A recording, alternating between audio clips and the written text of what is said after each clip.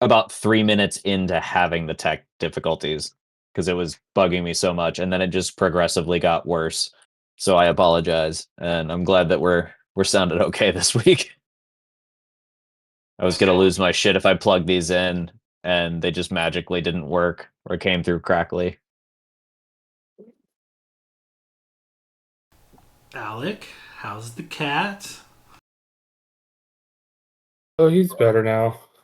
He yeah, it was definitely whatever drugs they gave him to put him down to, give him the snip.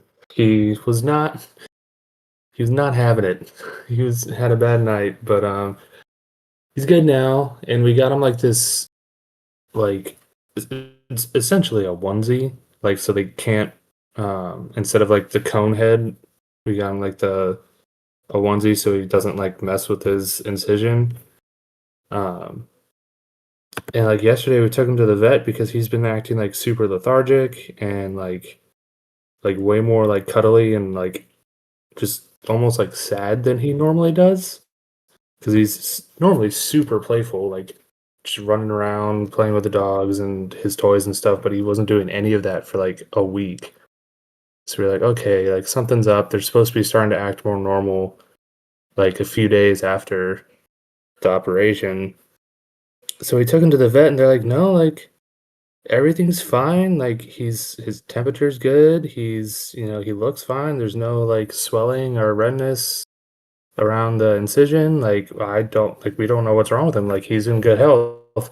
And so we take him home yesterday, and we took the little onesie off of him, and that motherfucker was pouting for a week because he didn't like having the onesie on because he's now playing and acting completely normal like the moment we took it off. So the little dramatic little shithead made us take him to a vet thinking something was wrong with him because he was sad he had to wear a onesie. I'm with Chris on this one. I would have just assumed that he was sad that you chopped his balls off. Yeah, that's fair too. So not only did you take his manhood, but you humiliated him by making him wear a cat onesie. He was the laughing stock of the cat neighborhood. It's all your fault. That's some trauma right there for sure. But he's good now. He's back to full energy, running around, playing and stuff, not screaming because he's high on drugs.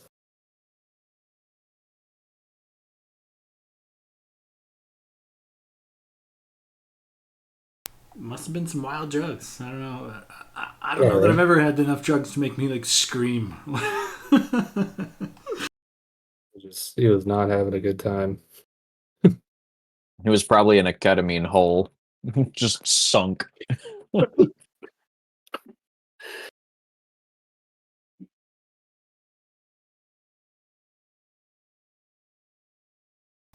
Well, we're all here except for Logos, but I figure he will be joining us shortly? Question mark.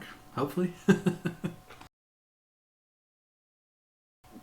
So maybe we'll get this recap out of the way first. Let's see.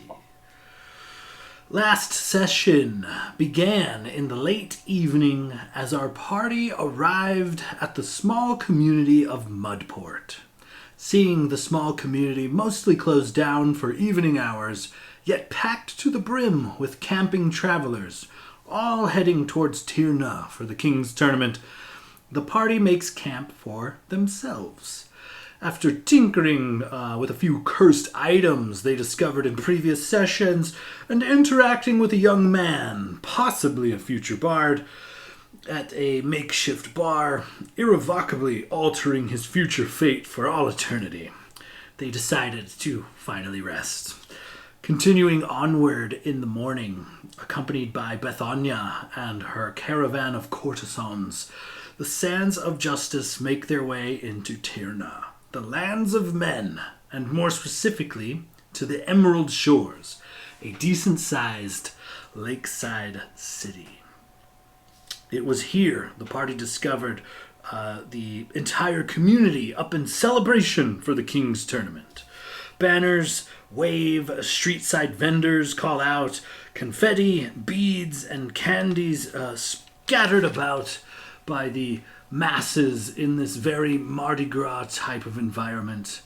And they take in the as they take in the sights, a parade happens to catch their eye, and they watch it slowly pass, discovering a few adversaries from their past have entered said tournament of kings. Also found marching amongst some fellow merry-making musicians in said parade, a Mr. Doris Stonewhistle, a dwarven bard, ally and mentor to Blade. Seeing his old friend, Darius rejoiced and offered to buy Blade and his companions a few drinks at a nearby tavern while they catch up. It was there that Darius revealed the staggering ramifications of those deemed, if those deemed unworthy were to win the tournament. He also revealed, through a bit of effort and planning, he had procured the title of tournament host, a prestigious and lucrative position. He then informs Blade that he used some of his newfound fortune to sign him and his companions, the Sands of Justice, up for the tournament, hopeful that with Blade's knowledge of the geological and political landscape, he would win the tournament and rule over Tirna as a just and tempered ruler, or perhaps elect someone that could do just that. After a few beverages, Darius and the party part ways, and a few days later, the first round of the tournament begins. Led to a local opera house with what appeared to be hundreds of other teams entering the tournament. With a brief introduction from Darius, with a poof of magical smoke, the party finds themselves alone in this massive theater, save for a single woman who beckons them all to the stage, assumes the ethereal visage of Blade, and then begins belting the Song of Gales. Powerful winds fling the party about while miniature tornadoes tear up the opera house, pummeling the party and everything within with debris, furniture, and more. A clutch silence spell from Renwick buys the party enough time to figure out how to remedy the situation, and in doing so, successfully pass the first round of the tournament. And though battered and beaten, make their way through the rubble and fallen adversaries out of the opera house to safety. Now, still kind of, that is where we are now. So you guys have just exited this opera house. There are crowds of cheering people, cheering fans, watching the several teams that do emerge intact out of this opera house, and the crowds just go wild. There's confetti, there's trinkets being tossed your way, there's flowers sailing through the air. The crowds are just erupting joyously, and as you guys emerge, several clergy and clerics run into the opera house and begin performing various healing magics on some of those not so fortunate. But as you guys exit the opera house into the throngs of cheering patrons, that is where we are now. So tell me how you guys proceed from here.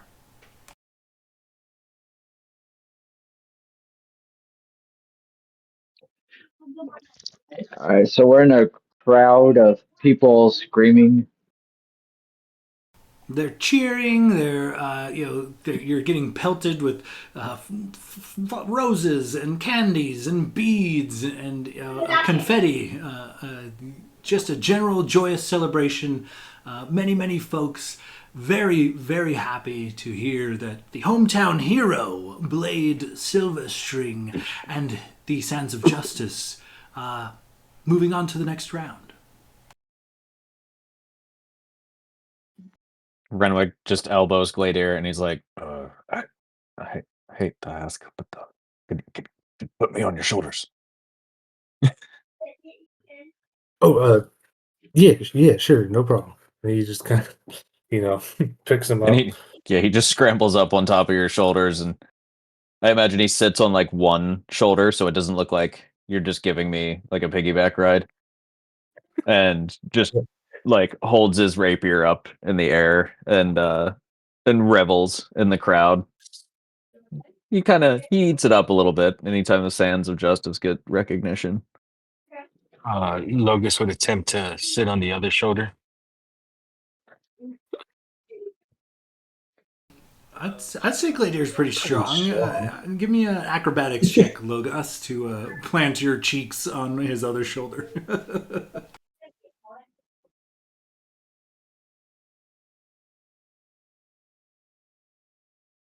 Ooh, that's not a good look. I rolled an 8 total. Alas, you find it difficult with his armor and all to find a perch. I try to save face and just act like I'm trying to like celebrate and jump with my teammates. Not that I was actually trying to climb up on him.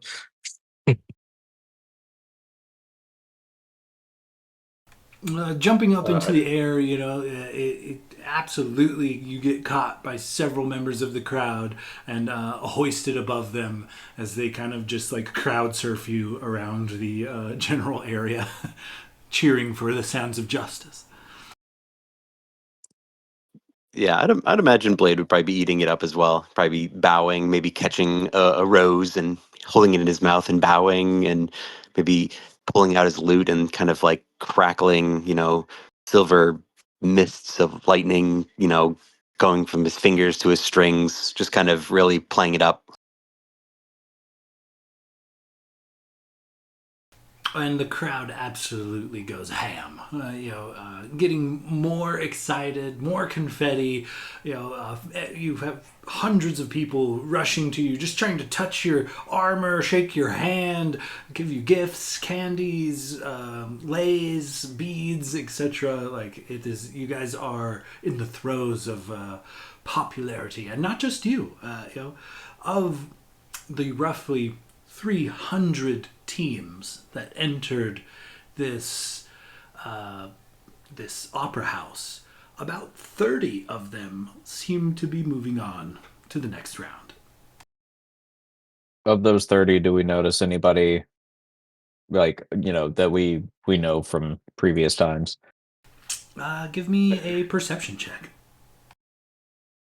I was about to say too, Glader would be looking with Renwick, but he's looking specifically for the hammer. I'll That's say a you can 25. 25. You absolutely spot the hammer with your elevated position. The hammer and his crew of rather large, beefy silver dragonborn are amongst some of the teams that are moving on. With a 25, Renwick, you spot some other factions that you saw in the parade earlier.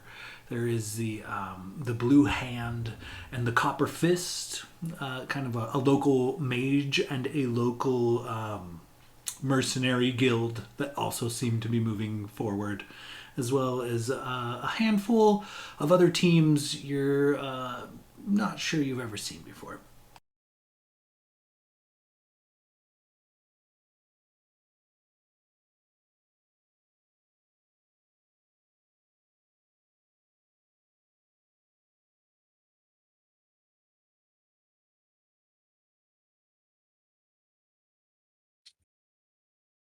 Looks like we're gonna have a bit of a problem. Someone tells me that it's gonna come down to at least us and the hammer. But I'm not really liking the looks of those other guilds that are in the mix. Well, to be perfectly fair, probably what is it going to be? Some layabout winning this whole thing anyway. We're going to get the best of the best.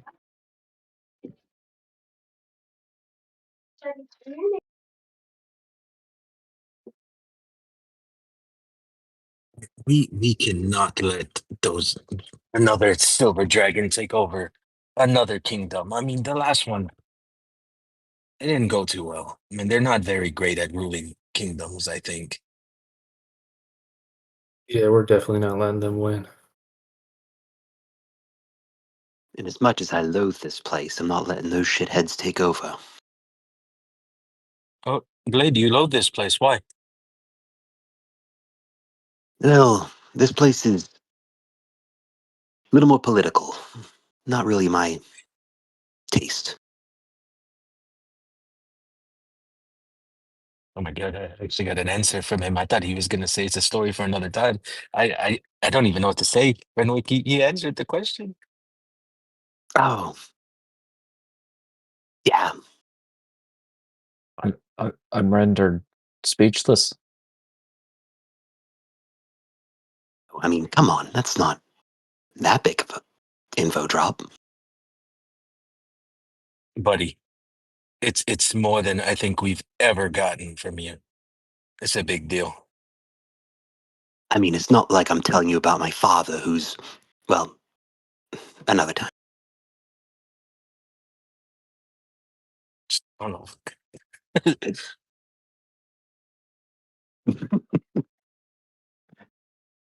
It's all right. We'll win. I become king, and I put Blade on the torture rack until he starts squealing. That would be a good plan, but let's just get there first.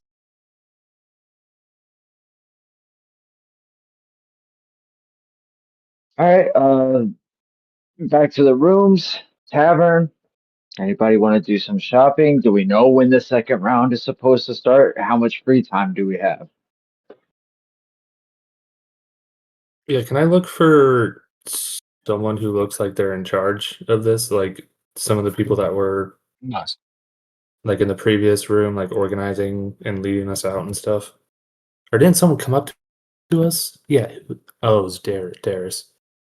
Yeah, can we find Darius Darius? is absolutely still nearby. He's on a stage, and he's kind of just reading out the various names of those who succeeded. So after every name, he calls out. The crowd cheers, and they move on. But he thoroughly announces to the crowd who the remaining 30 teams are, and that they will be moving forward. And he does kind of end his little spiel, revealing that the next league of the tournament is 6 days from now, and it is at the Crossroad.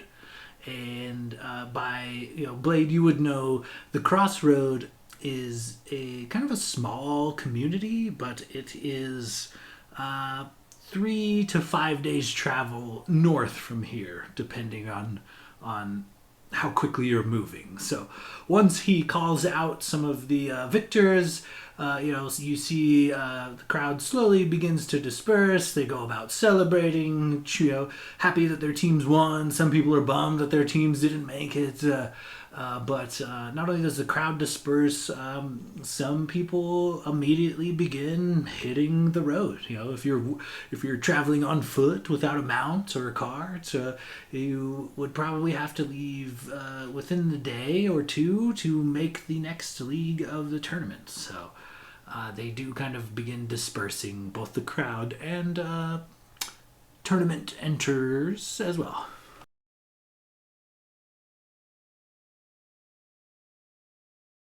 So with our mounts, how long would it take us to get to the next trial location?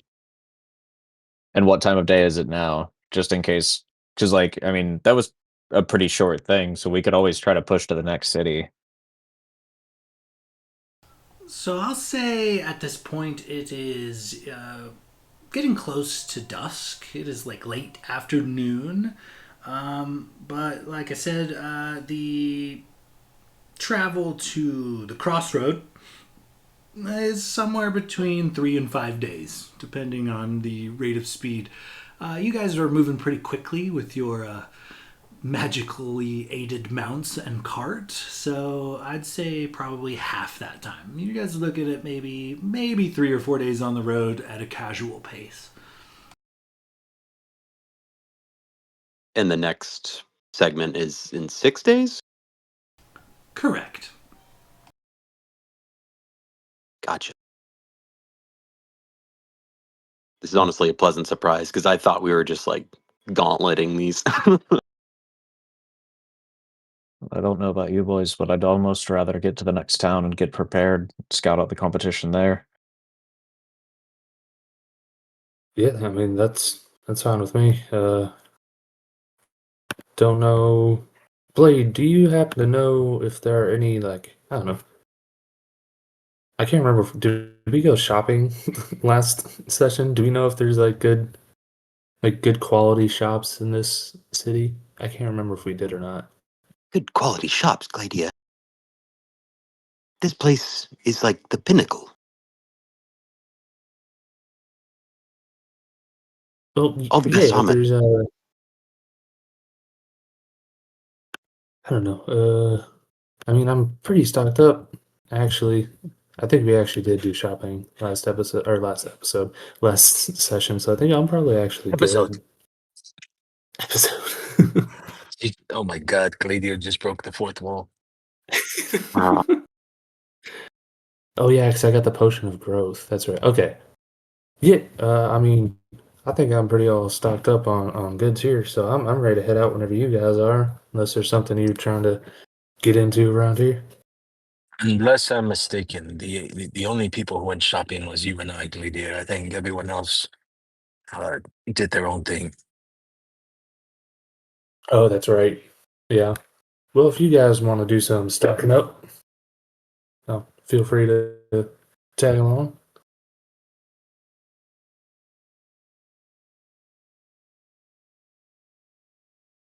yeah, I mean, we could. I mean, maybe revel in the glory a little bit. It is evening. I mean, why don't we post up for the night? Take off in the morning. We'll get there in 2 days, 3 max.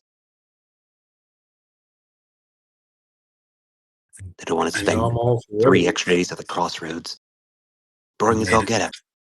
Blade, if you want to party, you know we're down to party. Just say you want to party. Well, I mean, I'm always down to party. Did you say party or potty? Both. I think he means both. Both. Yeah. Yeah. Definitely both. Well, I mean, night of revelry, and then head out tomorrow. Sounds fine with me. I Well, mean, that begs the question, Gladia. What's the move if we run into the hammer out here? Are we playing it cool, or is it an on-site type of thing? Oh man, I think you kind of see like Glader like visibly like stiffen, like tense up, like all of his muscles lock, and he's like holding back anger. Um, but he'll just take a deep breath. Well, I don't see this whole competition ending very well if we fight with another team outside of the parameters of the tournament. So for our sake and Blade's sake, because this is important to him, I think we gotta. If we're gonna fight them, we gotta do it fair and square in the grounds of the tournament. So, I mean, if they throw punches, we don't just stand there and get hit. We'll fight back, but let's not start anything. As much as I'd like to. I'm just putting it out there. I most definitely, more than likely, can track him down, and on the road to this next tournament. I mean, things happen all the time to people. You know, he doesn't necessarily have to reach the next destination. Yeah, I'd also like to kind of see what these new giant thugs of his are, what their abilities are before we go jumping into a fight. We've we've jumped into a lot of fights blind, and sometimes we barely make it through. So And maybe Logos we will see what we're smack him capable on of. the Logos will smack him on the back and be like, "Look, we're all here. It seems like we've been doing good." You make a fair point. I mean, to be fair, we've only had a couple of close calls, and we've done quite a bit of shit that warrants a lot more close calls. We tend to be a bit lucky. You remember when you fished me out of that lava room? Oh That shit! was Yeah. crazy. That was a Still long got the time trusty ago. rod, and he reaches into the pack and just like pulls one end of the fishing rod out. Show you. Almost Yeah, that died was. that day. That was crazy. I mean, physically that should have been impossible. That there's if you think about it logically, there's no way that makes sense. Well, what's the point of thinking about things like that? That's how you get in trouble.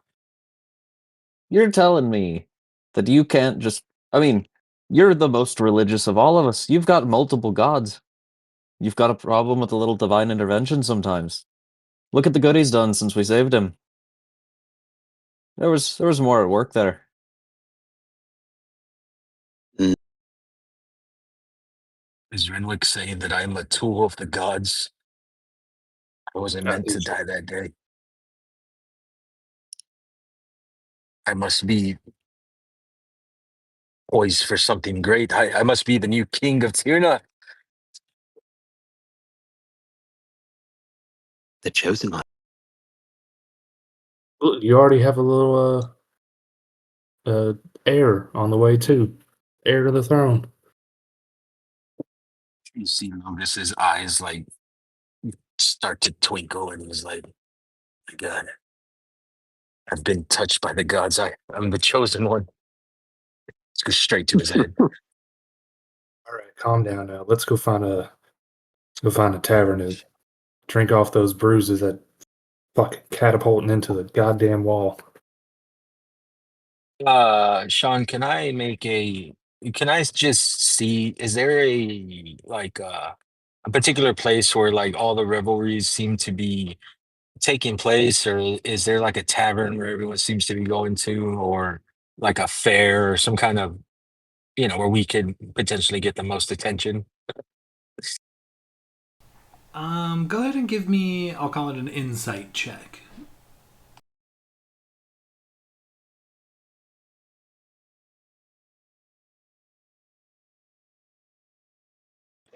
Yeah, I can't. Yeah, I'm too excited about being the chosen one. I fucking rolled on that one. I mean, pretty much everywhere. You look around, I mean, there's crowds of people celebrating in the streets.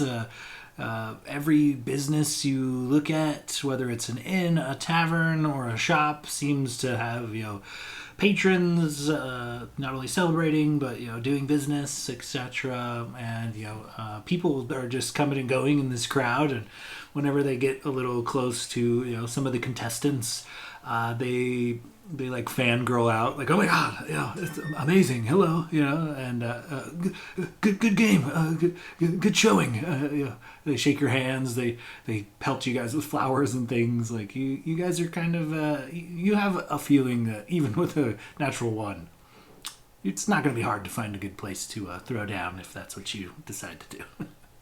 You can do it right here in the street. Logos would like to catch like a rose out of the air and put it in his hair and shout out, "I'm the chosen one! The new king of Tirna is here!" And just walk into the crowd and what he assumes in the direction of a tavern, and just really enjoy the attention.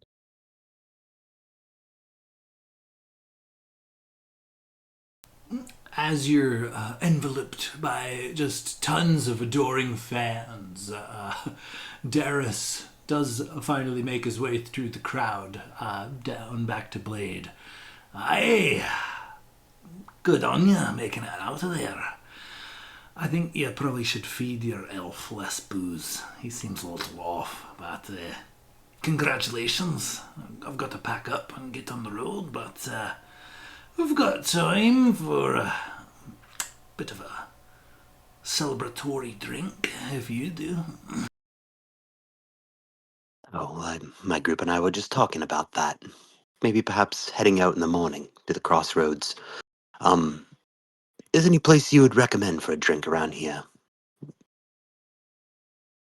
You're a little more familiar with the local spots here in more recent times.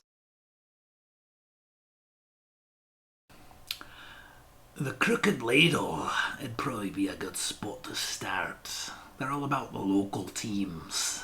You might find some of the Copper Fist or perhaps even some of the Blue Hand, but being as you are who you are, I imagine you walk in there and you don't pay for a drink all night. Well, that doesn't sound too bad. Um, how about, what do you guys think? The Crooked Ladle? For a quick, drinksy poo? I'm down. Seems as good a spot as any. Did Logus happen to head in the direction of the crooked ladle or whatever it was called? I'm gonna say with an insight check of 1, and no way. I'm complete wrong direction. I don't, unless someone grabs me, I don't think I know. I would notice with that one that they left. Could Blade cast Mage Hand and kind of point his direction over to the ladle? Absolutely, you for sure can guide your comrade to the next meeting point. Like maybe like pull the little like rose out of his hair and just kind of like twirl it in his face and point to the tavern, put it back in. Logus would try to like excite the crowd that he's in and be like, everyone, let's get drunk at the tavern, and then start walking towards the tavern, hoping they follow him. Everyone cheers, and a handful of people do follow you to this tavern, the Crooked Ladle.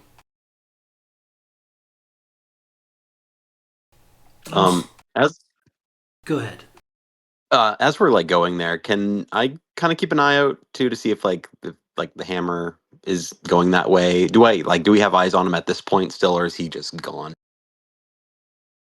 I will say, you guys you're pretty familiar with the area. You notice that you see the hammer loads up in this like gaudy looking silver cart. This like kind of what he was being towed around in the parade in.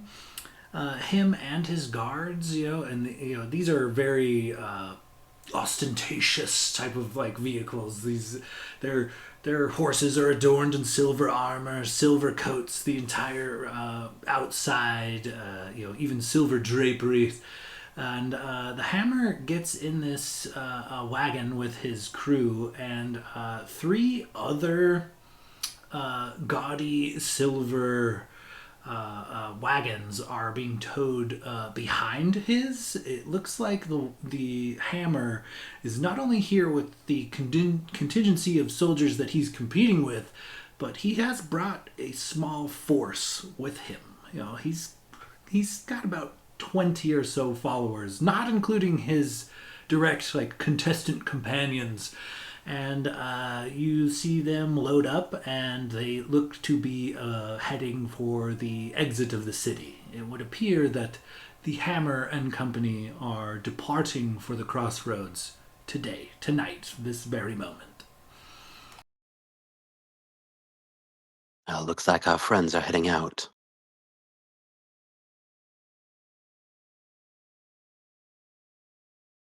Uh, can I count how many people follow? Is it a lot, or is it like like 10 or so people?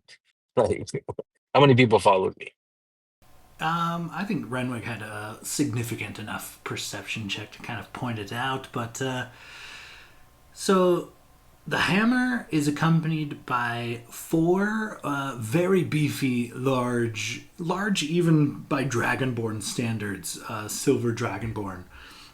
And he has three wagons behind him, and each wagon has, let me roll a die here, seven guards, like seven,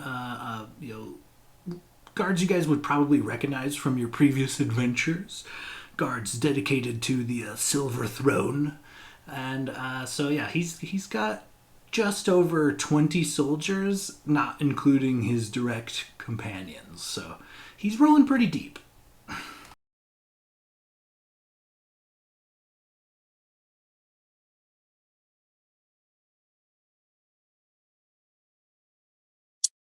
Uh when we were heading to the tavern and I got that little crowd of people to follow me, how many of them are there? Like, is it a decent amount or is it like six, seven people? The crowd of people following you. Yeah. Give me just a d20 plus your charisma modifier. What's the check? I'm pretty sure my charisma is a 0. Dude, if you roll a one, Dude, if one person's following me, I hope it's a girl. All right, yo, it's a +1, so there will be at least two, six people. Okay, six people. Yeah, So six. about six. Once you proclaim, let's get drunk at the tavern, everyone just kind of like decided to go to their favorite taverns. So the crowd kind of split up, but several decided to head your way to the tavern that you were heading to. You six drinks are on me right now. Let's go party. Is it all dudes or how many women are in this group? What's the mix here? all dude. Six dudes follow me. That'd be funny. I'm gonna roll this dice. Two of the six are, in fact, women. Thank God.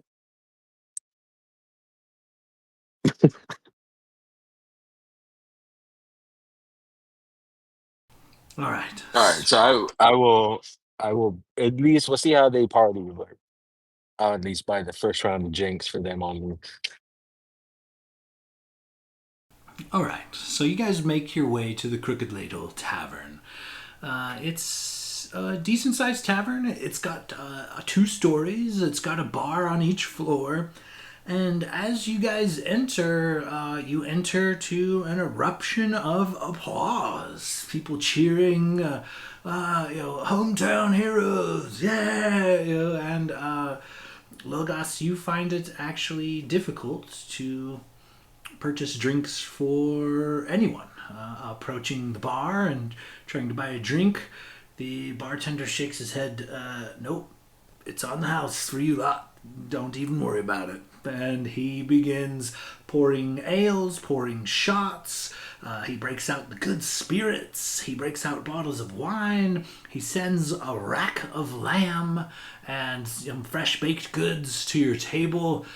You guys are, still kind of in. You're in this like public place with a lot of people, and they're trying to give you your space, but you guys are definitely being ogled by the crowd, and you hear whispers like, "Oh shit, that's them! Oh, did you see that one move that this guy pulled?" And they're clearly talking about the event, and you guys are like the one of the focal points of the crowd. It looks like there is a group of mages that is getting a similar treatment to yours. They're all they have various bits of jewelry. You see rings and bracelets, necklaces and circlets. But they're all adorned in blue, and each on the back of each of their robes is a large blue hand, kind of stitched into this fine cloth. And this group of mages is getting kind of a similar treatment. They are being inundated with not only food and drink, but also various patrons, ogle them and kind of come by and show their respects and things.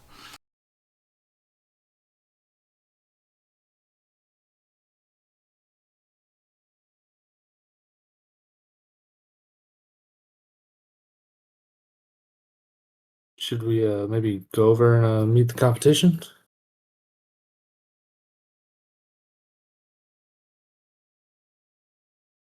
I not entirely sure how that would go, honestly. I'm not sure if there's any rules for, fucking around and maybe getting in a bar fight with other competitors, or if it's sort of a free for all.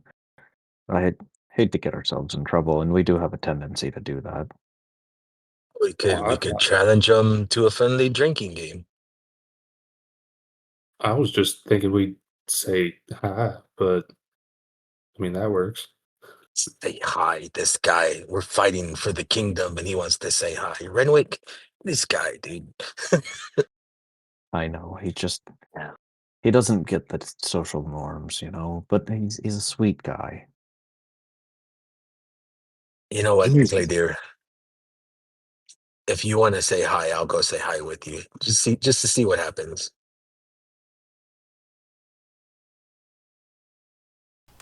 Before you guys can even move from your table, a very short, kind of stout man. He's balding, but has some thick glasses, and he just kind of wanders up and he's like, "Holy cow, you guys! That was amazing. Can is it too forward to ask? Could you guys maybe sign some of my merchandise? That would be so cool." And he produces a yellow flag, and drawn perfectly in black is the symbol of the Sands of Justice. And he presents it to you. Is it possible to get some signatures? Inside check. You read my mind. 100%, yeah. They made, and Glader's just excited. Glader's like, "Oh my god, they made merch for us, guys." I cast magic at it. You can make your own insight checks, or one of you can give the other some the help action. Yeah, I'll give Plus 10 if any. Locus the help. I wrote another nat one, but if I'm getting the help action, I wrote a 2, dude. They're Fucking fine. D&D Beyond. Logos, Okay. you're already a little bit drunk, but Renwick, you can tell that this guy seems innocent enough, but unlike some of the other vendors and some of the other teams in general, this looks to be handmade merch. This is not something you, as the Sands of Justice, have made. This is just someone who may have been following, some of Blade's tales as they are retold through other bards and, the word of mouth. And, seems like a genuine fan who handmade his own merch in hopes you guys would sign it. I was like, because I wrote a nat 1, I'm like untrusting. I like smacking, like, get out of the way, nerd. I know this is a trick by those mages. No, I'm just playing. I won't do that. Fucking break this kid's heart. I think Renwick just kind of like looks around Gladier to see this fan and kind of clocks him for a second and thinks he's pretty genuine. And so you see like he raises his tentacle hand and slowly the rapier starts to form coming out of his palm, and it eventually kind of lifts up the flag, and Renwick inspects it from a distance and says, that's some pretty fancy stitch work you've done. I think the least we could do is sign it for you." And he kind of like looks over and nods at Logus and Gladier, letting him know he thinks it's all right. Glader's already digging in his pack trying to find a quill and ink, which he has none. He Alright, he so provides you a quill and inkwell, and he's like, "Wow, thanks, guys. I made more. If you guys want some." And he produces several flags out of his bag. He's like, I was gonna wave them around at the tournaments and stuff, but I mean, it will be a huge honor if you guys want to take a few. And he presents each of you with your own flag of the Sands of Justice symbol. Glader eagerly snatches it up, and then he'll start to sign the kid's flag. Once Renwick will take his and like drape it, like fold it in half, kind of drape it over his shoulders like a gym towel, and then reach out his tentacle hand for a handshake. Just says it's a pleasure to meet you. What did you say your name was, friend? Well, they call me Albist. It's it's been a rough bit of life going around these parts, but with people like Blade Silverstring, they make life worth living. It's like just us average folks can get out there and do these kind of amazing things, like crazy. Well, I do try to inspire, and I'm glad that it's reached the fine folk as you, the real salt of the earth and stone. Heck yes! Thank you guys so much. He takes his flag, presents it to you guys each to sign it, and he's like, if you guys ever need a scribe, I've been working on it. I'm not the best. I'm not the best speller, but I'm trying.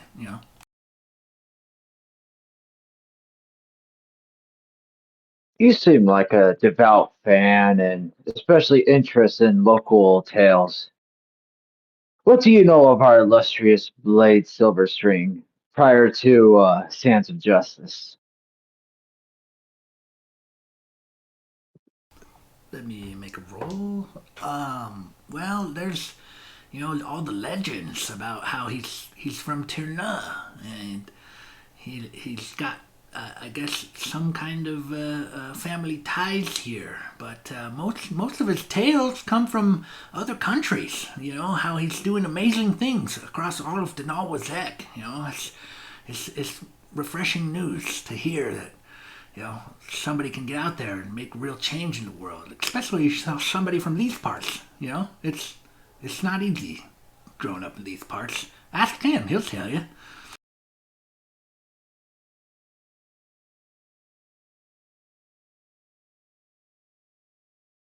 Well, thank you, thank you. I wouldn't be here if it weren't for any of my friends here. But it is nice to know that I am appreciated. So thank you. Also, for the record, Glader is not the smartest person in the group. I mean, he's not I have a 10 intelligence, but he was never really much of a bookworm, so like calligraphy and stuff was never his strong suit. So like he just like writes out. He doesn't have a signature, so he just like writes out in print, probably taking up twice as much space as he needed to. Just like his full entire name and clan. So just like Glader Nerexius of Gethmara, like probably like taking up the entire like bottom bottom edge of the flag, and he just like hands it, like proudly like nods and just hands it over to him. He's definitely wide-eyed, and you see his like lip quiver. He's like, "Oh my God, thank you so much." Oh, great lady. How the heck are we supposed to sign it? You've taken up the whole dang flag. There's plenty of room. Just go around. There's the whole top half.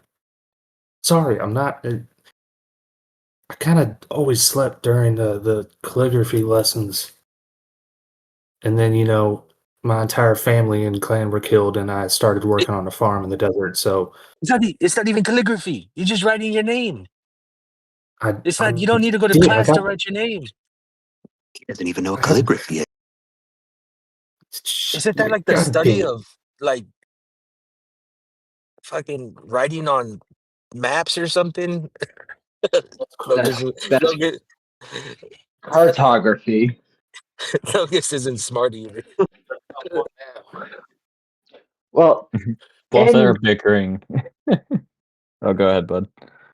I was gonna say in Gladier's defense, they probably got to the letter C. He got pissed off because he can't and quit learning the rest of the alphabet. Later wants to be mad, but he has to laugh at that.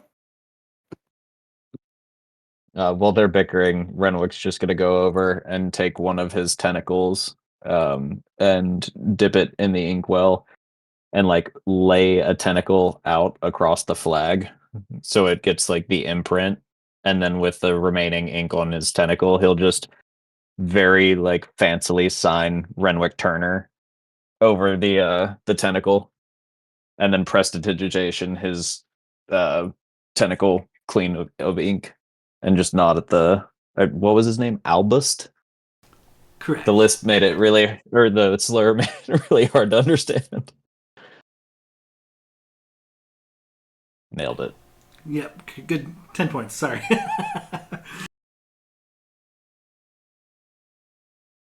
Again, he wide eyes. His chin trembles a little bit. His eyes start to well up. Oh my God! Thank you guys so much. This is incredible. No one's gonna believe me if I don't bring this back.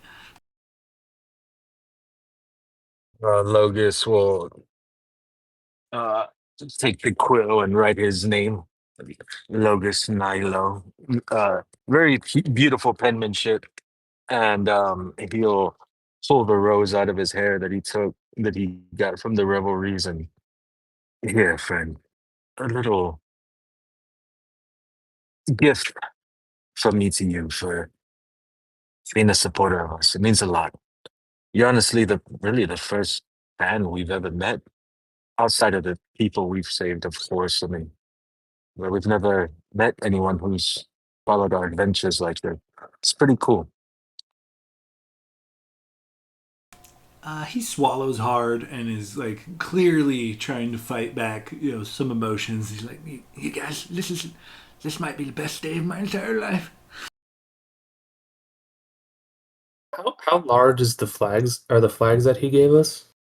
Are they like actual flag size, or are they like smaller? They are legitimate, actual flag size. Yeah. I don't know about you guys, but I mean, I'm pretty sure I saw a couple of those teams with their own flags and, stuff kind of saying who they are. I know people kind of know us, but maybe we could hang this flag at the top of our caravan and carry it out with us at the next tournament. What do y'all think?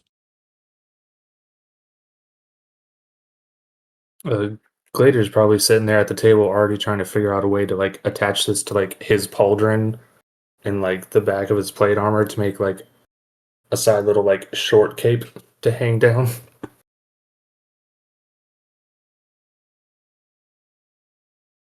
No, Albust. It seems like Ladier's on to something there, but you can see with those MIDI fingers, he's gonna have a hard time actually really finagling it. It's not very good at stitching or anything. Now, you made these handy dandy flags. What are the chances that you could make us like some tabards or something with our emblems that we could wear over our armor? Perhaps you could have them ready for one of the future trials.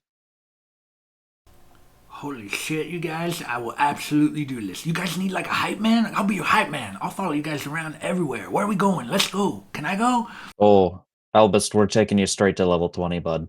You're with us for the rest of this time because the DM has made up quite the ridiculous voice, and we're going to drag this out as long as we can. So we'd love to hire your services, and in fact, we'll pay for you to travel with us, assuming that you continue to make this fine Wait, quality merchandise. I assume this was a kid. We cannot. Is this Sean? Is this a kid? There are no child labor laws. This is a medieval fantasy world. I'm This wouldn't be our phenomenal with this first thing. attempt. This is the opportunity of a lifetime for a young boy. We cannot snatch a child without at least talking to his parents. I don't even know if he's a child. Sean, how old is this lad? In my Oh, defense, I'm 3 feet tall. I can't gauge how old he is based off his height. And now Anthony has a problem with stealing people. You know, No, stealing children is where I draw the line. he draws the line at children, just not women. I say that's fair. That's a good line to draw. Okay, so for the record, Albust is not a child. He is a short, somewhat pudgy human, and he is in his mid 30s. He is a giant, like Coke bottle glasses, and is balding. Albust is not a child. You know what he also is? Fucking hired. Official merchandise creator for the Sands of Justice. I think Logus would say that. Redwick, we cannot take this child with us. He's we must at least talk to his parents to see if it's okay. Renwick just looks over at Albust and goes, I'm assuming you're gonna have to tell your folks. I just assume you'd live with them. So if you want to pack your things, we're planning to leave in the morning and you can come with us. If they say it's okay, and bring your schoolwork, because just because you're going with us doesn't mean you're gonna skip out on your lessons, young man. Guys, I'm like 35. Oh, I knew you were an adult. I just assumed you lived with your parents. I mean, I do because life's hard. But I mean, still, yeah. I'll get my things. I'll be back. Thank you, guys. This is the best opportunity in my entire life. This is amazing. It is going to be so sad when he inevitably dies on the way to the next town and Sean gets tired of that accent. I was gonna say this dude's either gonna become the fucking most amazing hero of Tierna, or he's gonna die right off the bat. There's no in between. Yeah, there's no in between. Well, the bright side is if he dies, I just raise him again, and he still travels with us. I And love then that talk to idea Dad. so much. He's gonna talk like that, but in zombie. You add the zombie gruff to it. Zombie with a lisp. That's a perfect depiction of Albus right there. So as he kind of gathers his things and prepares to do what he needs to do to join his crew, your guys' crew. I will say, do Blade and Locris also sign this flag? Yeah, I mean, Blade definitely would. If he was kind of gauging, like, feeling everyone else out, if they're like, oh, this guy seems harmless. Blade is truly pretty honored. He would probably take it up a level by as he would approach Albust. He would grab the rose out of his hair or wherever Logus, if he was just holding it, I guess if he just gave it to him, would take the rose and then with the one of the thorns prick his finger and then sign in blood on there for him with the rose and then give it back. Yeah, he's wide eyed and amazed, and just at this point he's like full on sobbing. He cannot contain the emotion.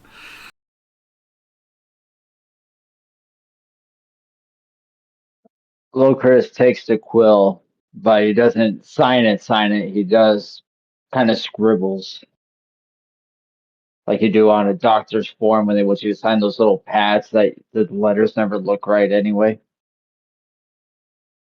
You're not even looking at. Thank you guys so much. This is amazing. Like I said, it's the best day of my life. I'll be back here before dawn. I'll be ready to go, you guys. I promise. I'll go get some things. Thank you guys so much. It's an honor.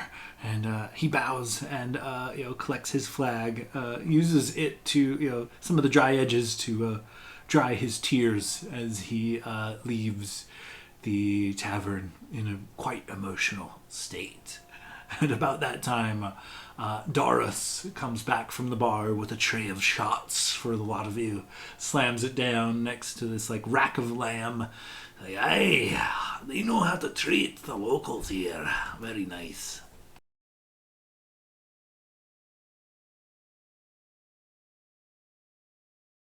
Anybody else get the feeling that we either just made a really awesome connection with the fan, or is a really sneaky prick and we just signed something we shouldn't have signed? What if it's I saw this play once called Space Jam, and these little things, unsuspecting, stole the powers of the stronger creatures. You don't think that just happened, did it? Are we gonna wake up in the morning just feeling like normal people? You just see like the paranoid like PTSD going off in Renwick's brain. Like all these times we've been fucked over. Well, Renwick, if it makes you feel better, me and you could follow him just to see if he's on the up and up. Locris is going to reach down and grab his tentacle and lift it up and say, "You'll never wake up feeling normal." Oh, Renwick just kind of like seems taken aback. He goes, you're not normally so hurtful." And then he just turns back to Locus and he goes, "I think you're right." And he's gonna dip out and just tail this guy for a few minutes just to be safe. Since Blade's probably about to captivate the bar. Good time to bounce out. hey, Sean. Um, so I completely forgot for a good while, but where the fuck is my bird? Where's Tony Hawk at? Is she still with me? Yeah, in a city environment, it's all too easy to find mice or rats that are kind of nibbling on the remnants of like the parades and the celebrations. So yeah, she's probably out hunting, but you could easily call to her if that's something you need to do. Well, Renwick, if you before you take off, I can follow him and we can stay and drink. I'll see what he's up to. It'd probably be a little easier. And I'll call to Tony, have her land on my shoulder, and I'll cast speak with animals. Uh, Tony, my good friend, I just need you to follow that weird chubby guy. Just see where he goes and land on the window and check on him and stuff. And I'll look through your eyes and see what you see. Okay. And I'll hand her like a piece of meat from my rations, like a little like old dry jerky. Okay, yeah, she takes the treat, adheres to your command, flies out a window, and begins tailing Albust. So everyone else, watch my back. I know we're in a raucous environment, but just shake me real hard if something pops off. And you'll see like Logus's eyes glaze over and they just turn white as he starts looking through Tony's eyes. And Renwick's just gonna As soo- keep an eye on Logus and like rapier back in his like tentacle hand, but at the ready, just in as case. soon as as soon as Locus's eyes go white, Locus is going to start stacking shit on him. I was literally going to say the same thing, so Glader will help you. Darius kind of looks confused. He's like, I fucking love this game. And he gets in on it as well. I will say, as this, the evening kind of presses on, drinks are flowing, mead and meats and various foods and etc. You guys don't pay for a thing all night. And, towards the middle of the night or so, courtesans begin kind of flooding the tavern. They come in droves. It seems, a dozen women enter all at once. They each, done up real nice. You can smell their perfumes and their sparkles are, glittering and glamoring, and they all kind of find marks, if you will, and they are accompanied by, once again, Bethania. And Bethania spots the lot of you and V-lines for your table. Ah, congratulations on the win. We're heading out tomorrow, I think, following the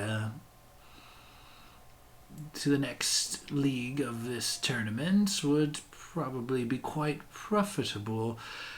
We've already seen quite a bit of profits, Mr. Silverstring. Do you guys perhaps want to make a bit of a deal? We could use a bit of muscle on the road, and we've acquired a couple of wagons that we'd be willing to put you up and journey with you, if you would perhaps watch out for my band. She kind of gestures to the now dozen or so courtesans that have infiltrated the room and begin working. It looks like Bethania has doubled her working girl force. Well, I mean, I'm glad to see that everything has been going well for you here. I'm not surprised. And I think, our travels here worked out pretty well. What's to say we couldn't do it again?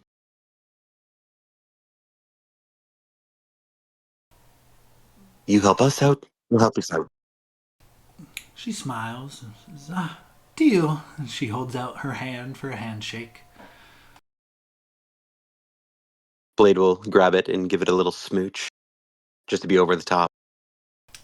What a gentleman, as always. We'll leave tomorrow when you're ready. I'll have the wagons out front. Until then, let me know if any of you boys need any entertainment. She smiles and gives you guys a wink and makes her way over to the bartender to get herself some wine.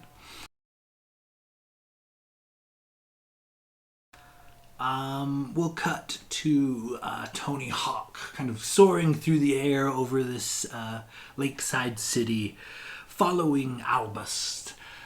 He races through the very packed, still busy streets. There are, people, most of them fairly inebriated, still wandering about.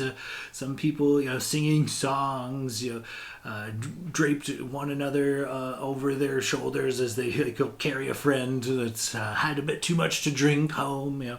Lots of partying and revelry still. And as you follow Albust through the streets, he makes his way to a humble cottage. Lights on within, the thatch roof seems to be missing a few spots, and as he runs inside excitedly, Tony Hawk perches up on a windowsill and peers inside. A couple of older humans seem to get in like a heated argument with Albus, and he's proclaiming, "Come on, this is my only chance, you guys. I gotta go. I mean, these guys actually need me. You guys don't need me here for what? Chores? That's crazy. This is my one chance." And his parents do not take kindly to him leaving. He is berated, and his father yells at him, "Pack your goods and walk out that door, and you are never welcome here again, Albust, for all we've done for you to abandon us." And Albus, still like tear-filled, he's like, "But it's my dream. I got to. And you guys won't understand. You guys, I just came for your blessing." And his father and mother are hard on him. They turn a cold shoulder. "No son of mine." And they turn back to their fireplace as Albus, teary-eyed, makes his way upstairs to this like attic bedroom, packs a few things in his bags, and ventures back down to say goodbye to a cold shoulder. They do not acknowledge him, and though very unwillingly almost, he tears his gaze away and leaves the house and begins heading back towards the tavern with several bags in tow. Could I, while I'm watching this, when his parents are kind of like not believing him and kind of giving him shit, uh, I'll kind of snap out of it, or I can talk. I just can't hear.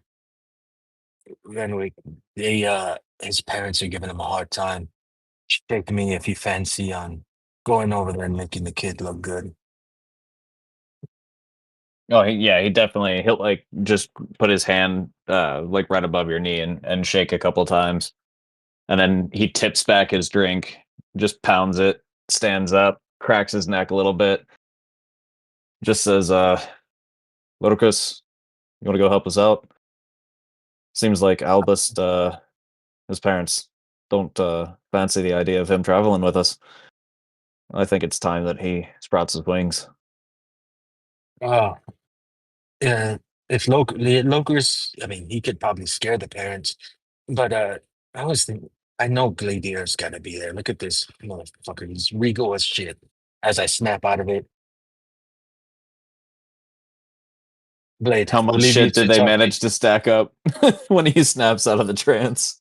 I will say, Logos, when you come to, there are all manner of things on your being. You have, various stones and pebbles kind of stacked on your hands, on your head. There's a cup or two hanging from your ears. They've managed to put a spoon hanging off of your nose. Actually, more than one.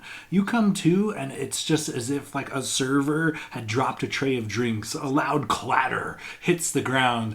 Everybody looks over and kind of laughs. But you are, essentially sitting in like a pile of garbage. They have stacked so much shit on you. Darius If I the remember dwarf, he just correctly, shrugs. He's like, yeah. He points to Blade. if I remember, this isn't the first time they've done this to me. So I will. I'll kind of just stand up and come on. He's leaving the house soon. We have to go. Um, the Blade, please stay here. Hold our table. Talk to your friend. We're gonna go make this kid look badass real quick, and then Logus will start like getting up out of the table and heading towards the door in the direction that I saw him run. Oh, Later absolutely follows, holding a third spoon that he didn't get to put on Logus's nose.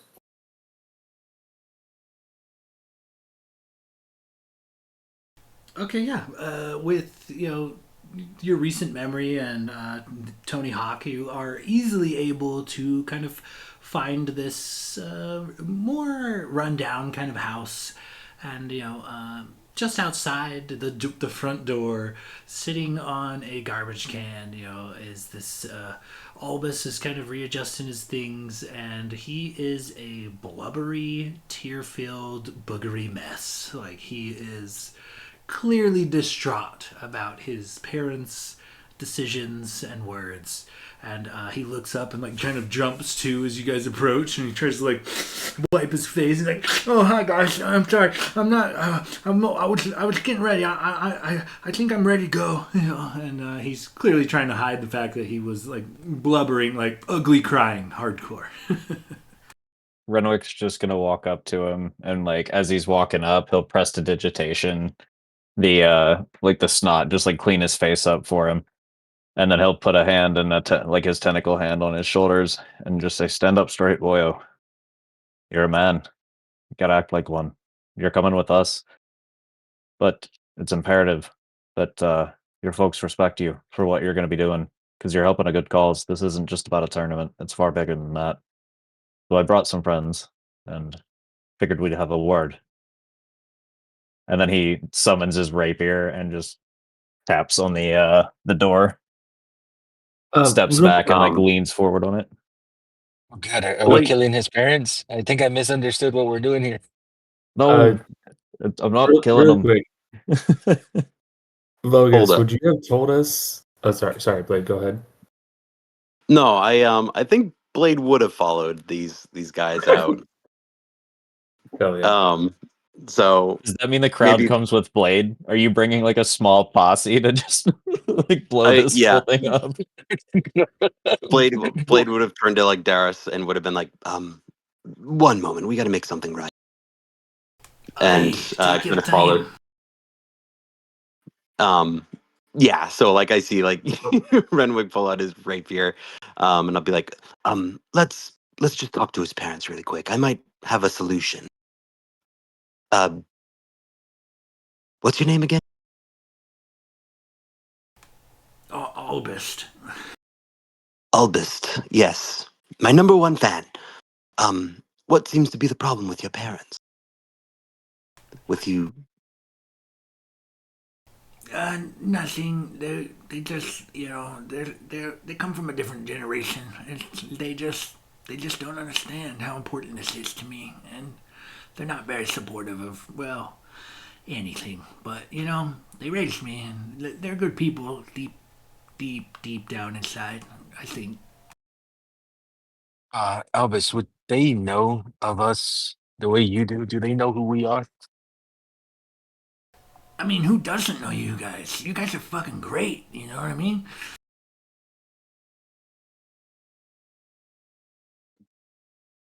Well, Okay, do they care who we are? That might be different. They're kind of what we call short-sighted. is it that they're just not going to have enough help around the house or something? Yeah, they kind of rely on me for like all kinds of stuff. Like, I pretty much have to take care of the animals and do all the cleaning and most of the cooking and most of the linen washing and the repairs and I pretty much do everything. What Do their if arms and legs not work? Are they incontinent? What's wrong with them? No, they just they work real hard doing other stuff. Well, if that's the case, it would be a real shame to not have you join us on account of just not being here to do mundane chores. Um, what if I told you that if I could duplicate you, what if I did that? You stick around, you help your parents, but you're with us. That sounds really scary, but I mean, if I can go with you guys, I'm in. I'll do whatever it takes. I mean, it's a downside for me, but probably an upside for you. I'd have to touch you for 12 hours. But That's really weird and totally forward, but it's kind of like, have you been reading my dream journals? What the hell? I mean, yeah, I'm in, dude. Let's do this. that's still for another time. But yes, Hold on, let's go talk with your parents. you're gonna make a cock? You know what? We'll talk about it later. Later's gonna turn and just like bang on their front door, like not hard enough to break it, but definitely harder than he has to get their attention. You give it the police knock? Yeah. The door flies open, and the older man, heated like he's about to chew someone out, kind of sees this large armored dragonborn, and as he throws the door open with something to say, it is lost in his throat as he just kind of gulps. Can I help you? You surely can help us. Our good friend here, I'm sure you know him, he's your son, Albus, was just telling us about some problems he was having with you.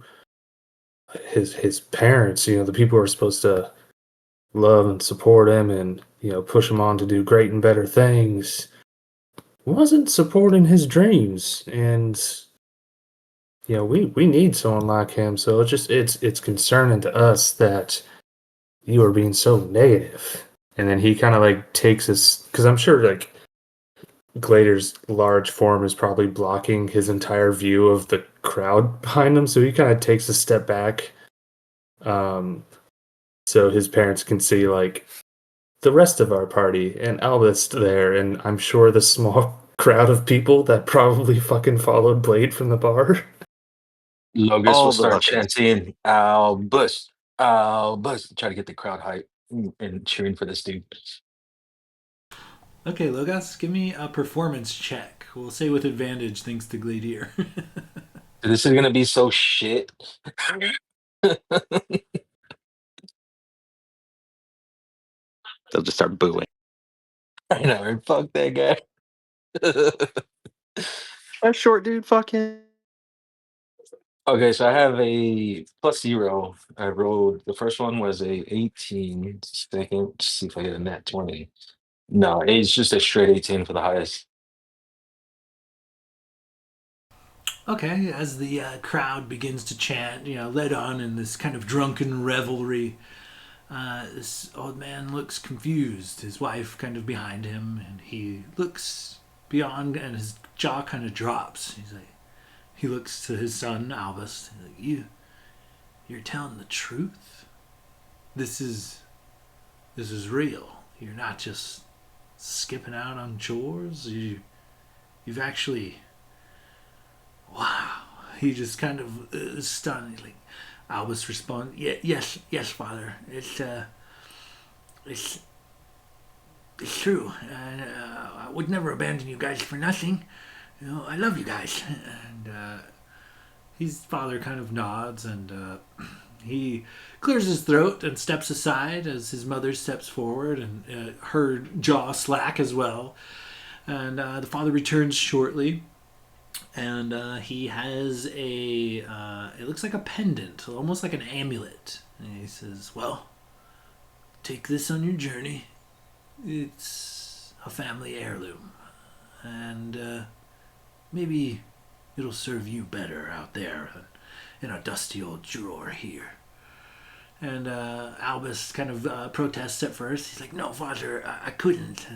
And his father just kind of ignores him and adorns him with it. Says, now, I don't know what you'll be doing out there with these folks, my son, but you make us proud, all right? I take it back. You'll be welcome here whenever, if ever, you decide to return. And he kind of like looks flabbergasted, just like, stunned that his middle-aged, super hyper nerdy, low-skill son has inspired such a crowd of not only adventurers but locals to come and chant his name and kind of sway them in a different direction, showing his son to him in a new light for probably the first time. Logus will pick up like some rocks and stuff, and he'll use his elementalism to sculpt like the rock into a crude shape of Albus, and I'll hand it to the father. Yeah. And I'll like do it in front of him so he can see the magic and hopefully like amaze him a little bit. Yeah, if it makes you feel better. This is a totem of your son. As long as this is standing, so is your son. So you'll know he's safe. I cast Shatter.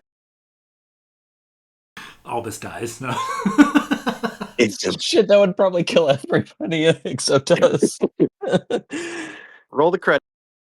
The Albus's father takes the pendant and hands this little thing you've created from stone to his wife, and his wife like clutches it to her bosom, and they just kind of stare out in awe, and officially give Albus their blessing to leave.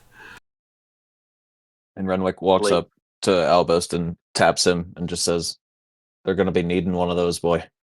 And kind of like nods at his pendants that he's made and makes sure that he gives them one before he leaves.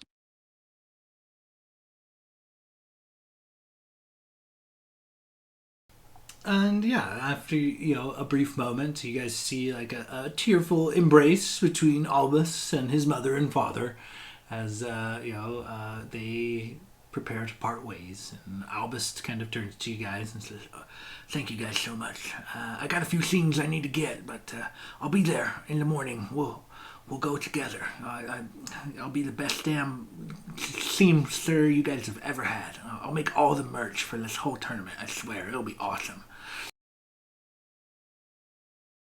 Blade is going to kind of walk up to his parents and just say, no, it doesn't go without saying that when he's gone, there'll definitely be some slack to pick up around here. And what if I told you that I could maybe lend a hand with that? Well, not me personally, but something. I mean, any help would be appreciated. We're not the wealthiest of lot. Well, when we see you at dawn for seeing you off, then I'll introduce you to my mate. He kind of nods nervously, but he agrees. He'll just have to touch your son for 12 hours. Nothing weird. Nothing weird. He won't even feel it. Gentle fingers. He'll probably be asleep or passed out. At least 8 hours of it. Albus looks both confused and Anyways. excited.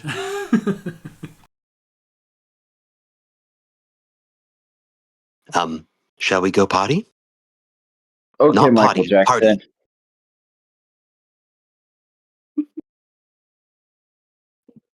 Please calm down, R. Kelly.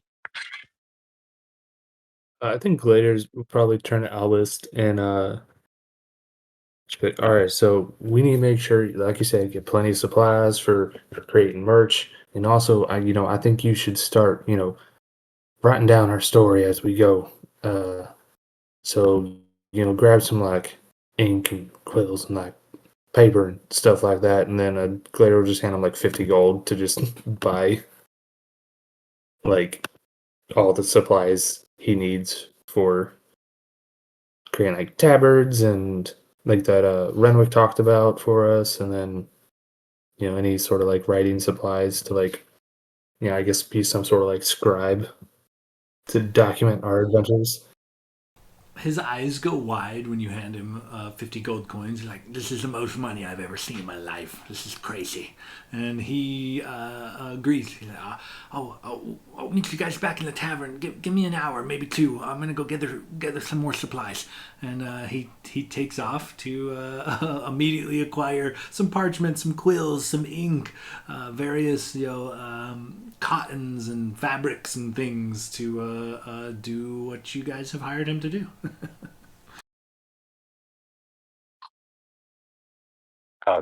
Redwood, that wasn't a totem or anything. That was just a rock I made. It does absolutely nothing. Oh, thank God. I could not help but think, what if he dies? That sad moment when they're looking at the statue and then it crumbles. Thank fuck. Whew, I need a drink. And he just kind of like pats you as he starts walking his way back toward the bar. Wait, does that spell last forever, or is that like I don't know, for a certain amount of time the rocks stay together in the shape that you created, or is it just gonna crumble apart at a certain point when the magic wears off? Nah, it'll just be in his likeness forever. Gotcha. Okay, that would be real awkward if like I don't know, only lasted for like a day and then they just fell apart and then they think their son is dead. Anyways, let's go get that drink. Yikes. I was actually just reading over it. It only lasts for 1 hour.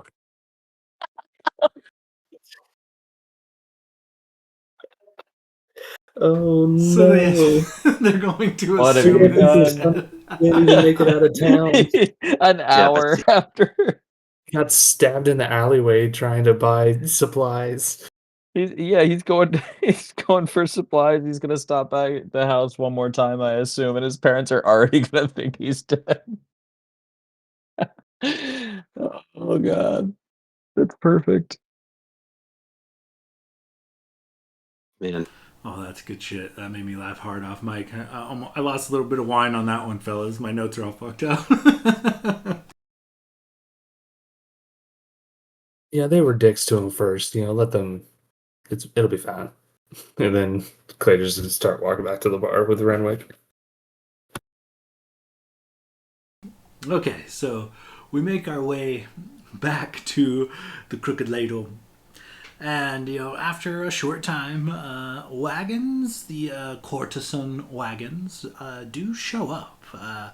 Three wagons pulled by pretty majestic white stallions. And these wagons are not just your typical covered wagon, they seem to be covered with fine materials, embroidered with silvers and golds and red silks and various cottons.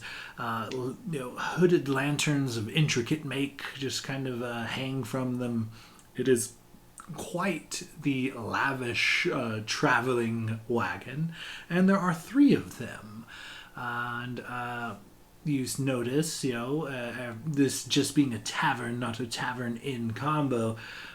Some of these courtesan girls seem to be, taking their marks in and around these wagons.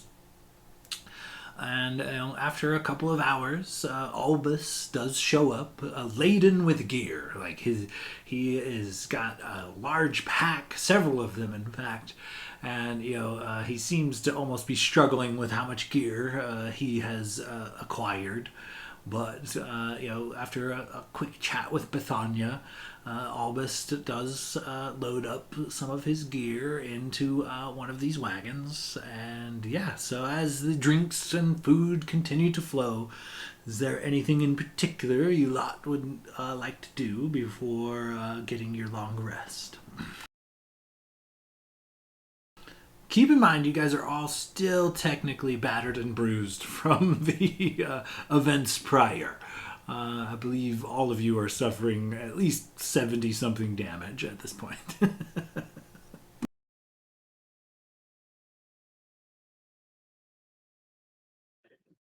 Yeah, Lucas gets drunk and does a very drunkenly, slovenly, inspiring leader. So he just rants for 10 minutes incoherently, but everybody's so drunk they don't notice and get 21 points of temp health back.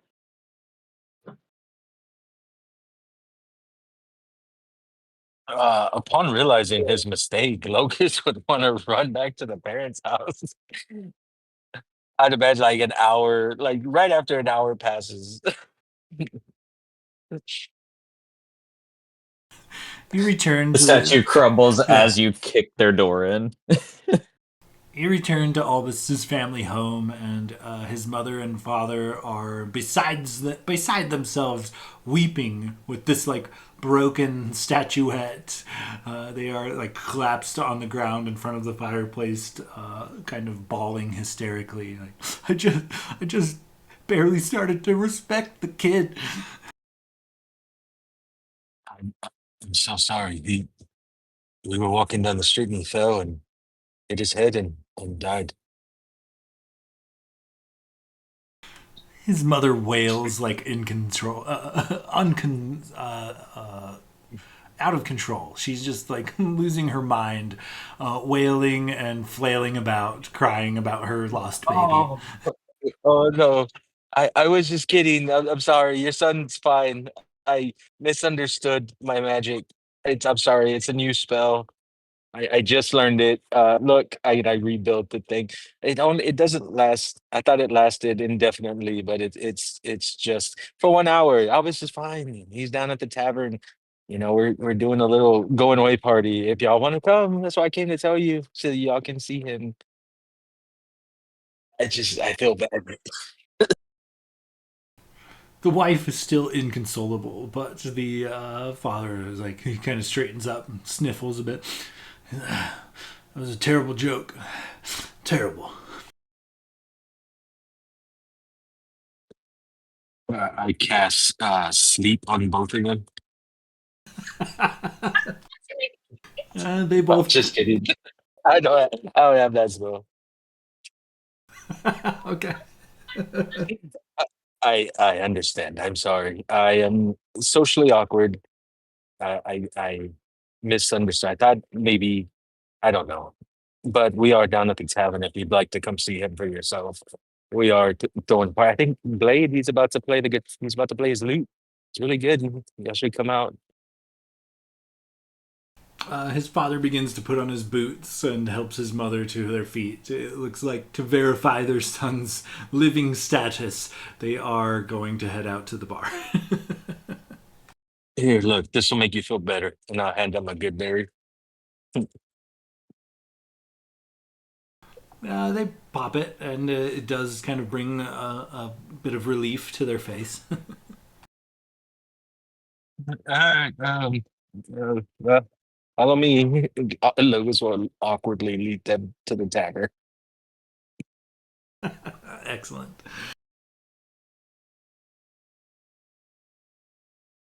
One last thing, just point of order. Just at some point during the night, I would want to cast Hero's Feast for us for the next day.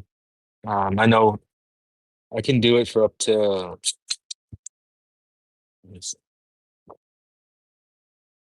12 people. So Albus, his parents, us, Darius, and I guess whoever else they want to bring. Uh, I'll do that at some point during the night. Okay, yeah, for sure. You create like this magical spread, maybe even using the tavern's kitchen for a few ingredients or things here or there, but you lay out this magical spread that definitely is well received, especially by the majority of folks who happen to be inebriated at this point.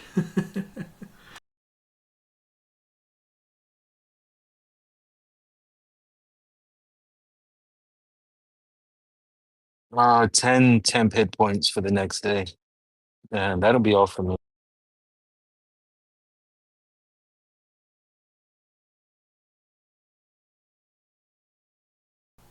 No, it's not 10 hit points. Your HP permanently goes up by 10 for the next day.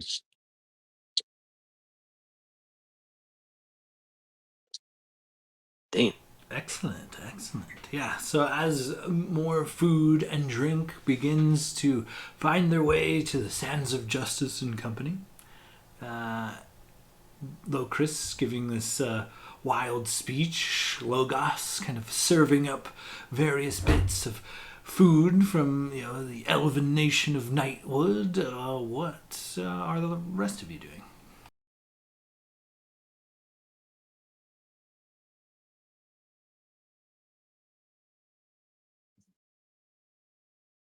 I'd imagine Um, Redwick just chills at the bar, watches presumably Blade's performance, probably revels in the local celebrity a little bit, and then makes his way upstairs. I assume we're crashing here. So upstairs is actually just another bar. However, Bathania and her courtesans have provided the Sands of Justice with their own private wagon, if you will. So Oh yes, yep, yep. He'll definitely head that route. as you make your way to the wagon, Renwick, a couple of courtesans kind of eye you on your way by, and they pop an eyebrow and say, "You need any company there, little hero?" Well, there's safety in numbers. And then he just flashes a wink and I guess follows them. A pair of courtesans escort you to your own quarters in this wagon.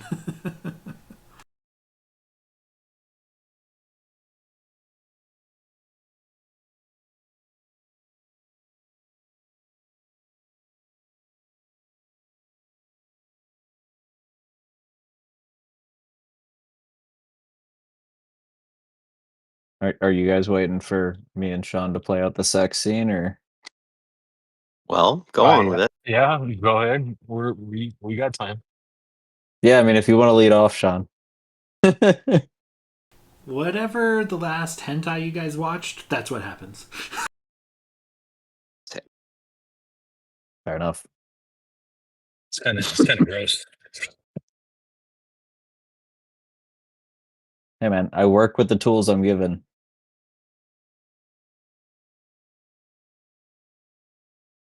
Oh boy.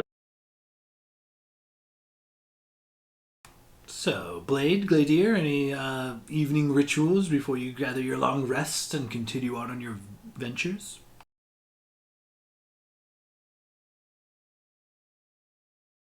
I'd say Gladiator probably just Gladiator. uh once Albus comes back with like all the materials and stuff that he buys, he probably like just sits with him and like drinks and then like tries to come up with ideas on like custom tabards for the party or like like cloaks or like that uh like that kind of like how they have in like medieval fantasy stuff where they have like that like short cloak that kind of like just hangs off of like one shoulder. So like he's like just like kind of like just chatting with Albus the rest of the night, like coming up with like different ideas for stuff. Alice is like taking notes and he's drawing like diagrams. He's super interested, hanging on your every word. And yeah, he's like, yeah, that's amazing. It's like when a team has jerseys. You know, you ever play a sport and then like the other team has jerseys and you don't. Like it's like super intimidating. It's gonna be awesome. Yeah, that's exactly what I was thinking. We need something that so people know that we're all like in a group team sort of setting, like throw them off their guard and stuff. And he's just like he's fucking living with it. He's loving it. He's throwing back ales and stuff, and clapping Albus on the back, maybe sometimes a little bit too hard without realizing. You know, they said you weren't very smart, but I think you're a genius. This is amazing. This is good stuff. Clater just puts down his mug, and just like a single tear rolls down his cheek. Just, thank you, Albus. Like that. You, I'm so glad we met you. You're gonna be a good fit for this team. That's what I thought. This is gonna be awesome. Yeah, so he just spends the night like hanging out with Albus, telling stories and coming up with ideas for you know group uniforms. Okay, great. Yeah, for sure. And Blade, how's your evening ritual? Oh man. So a few things I want to try to have happen here.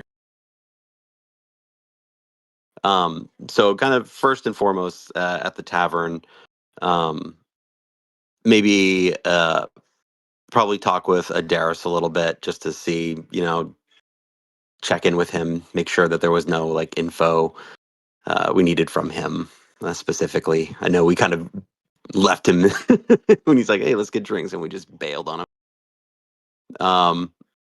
So probably talk with him for a little bit, but go. I'd also want to do the kind of maybe do a little performance for the crowd here. I think it's only proper. Yeah, for sure. Go ahead and give me a performance check for sure.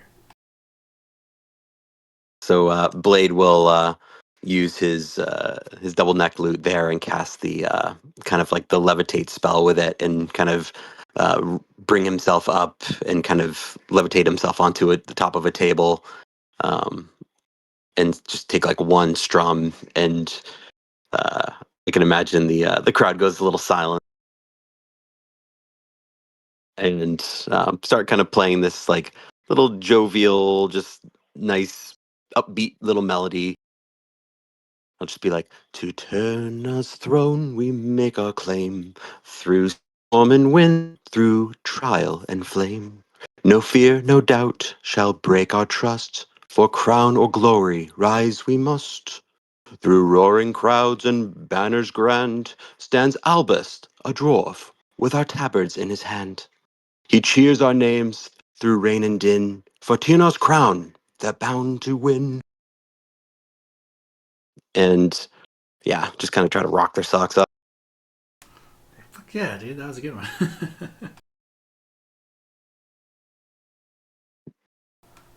And what of your performance?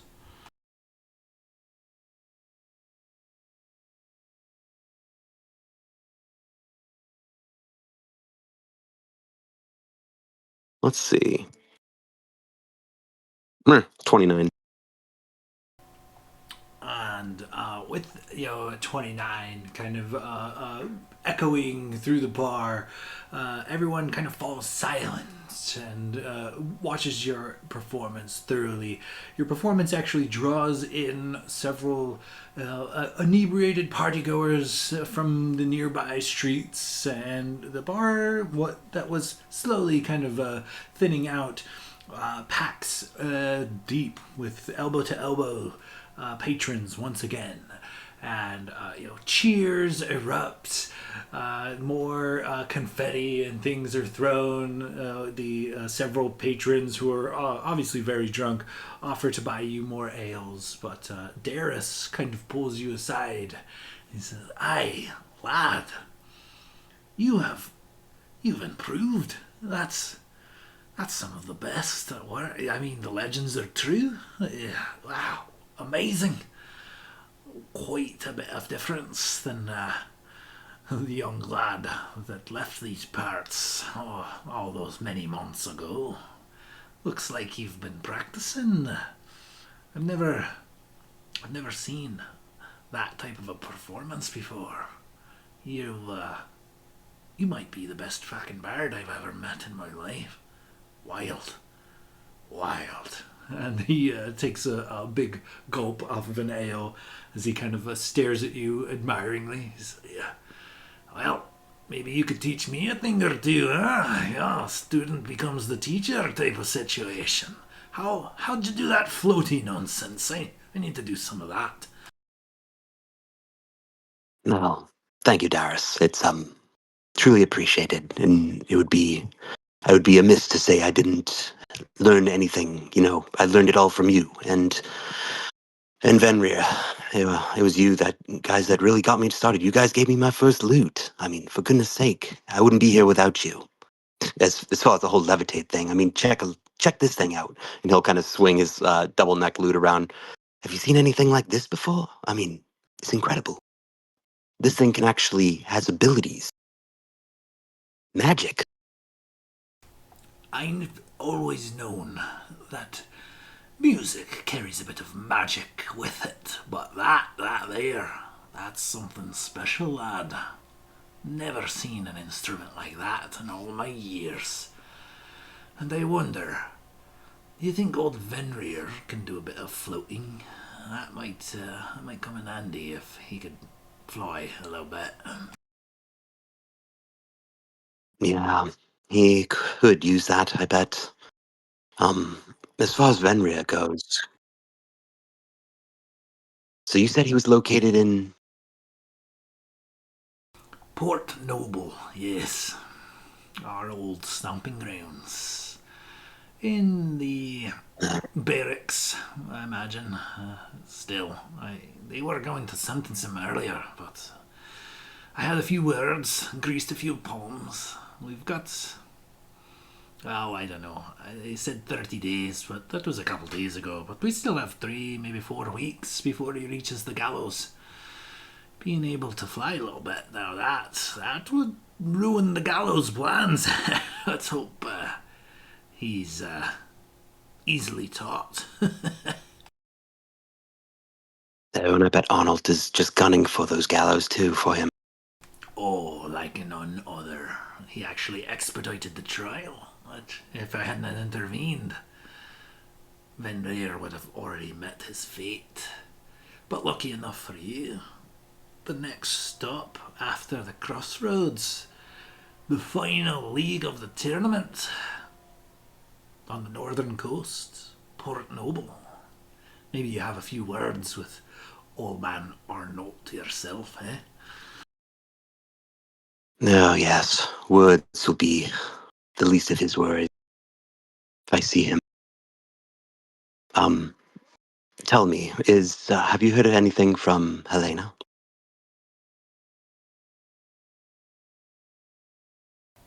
Well, I think hard. The whiskey's been fogging my brain a bit. I hear rumours here and there, but nothing substantial. Not from anything or anyone that I trust. Well, perhaps we can catch up more on the crossroads. But A tale for another time, perhaps. Perhaps, yes. All I can tell you, from what I know, is that, well, the Arnott family seems to be not quite as tight as they once were. That's the general rumour.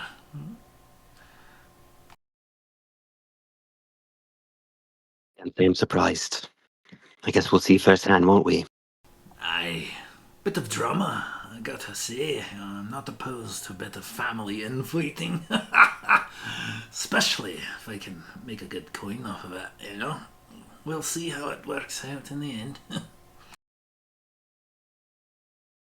We surely will.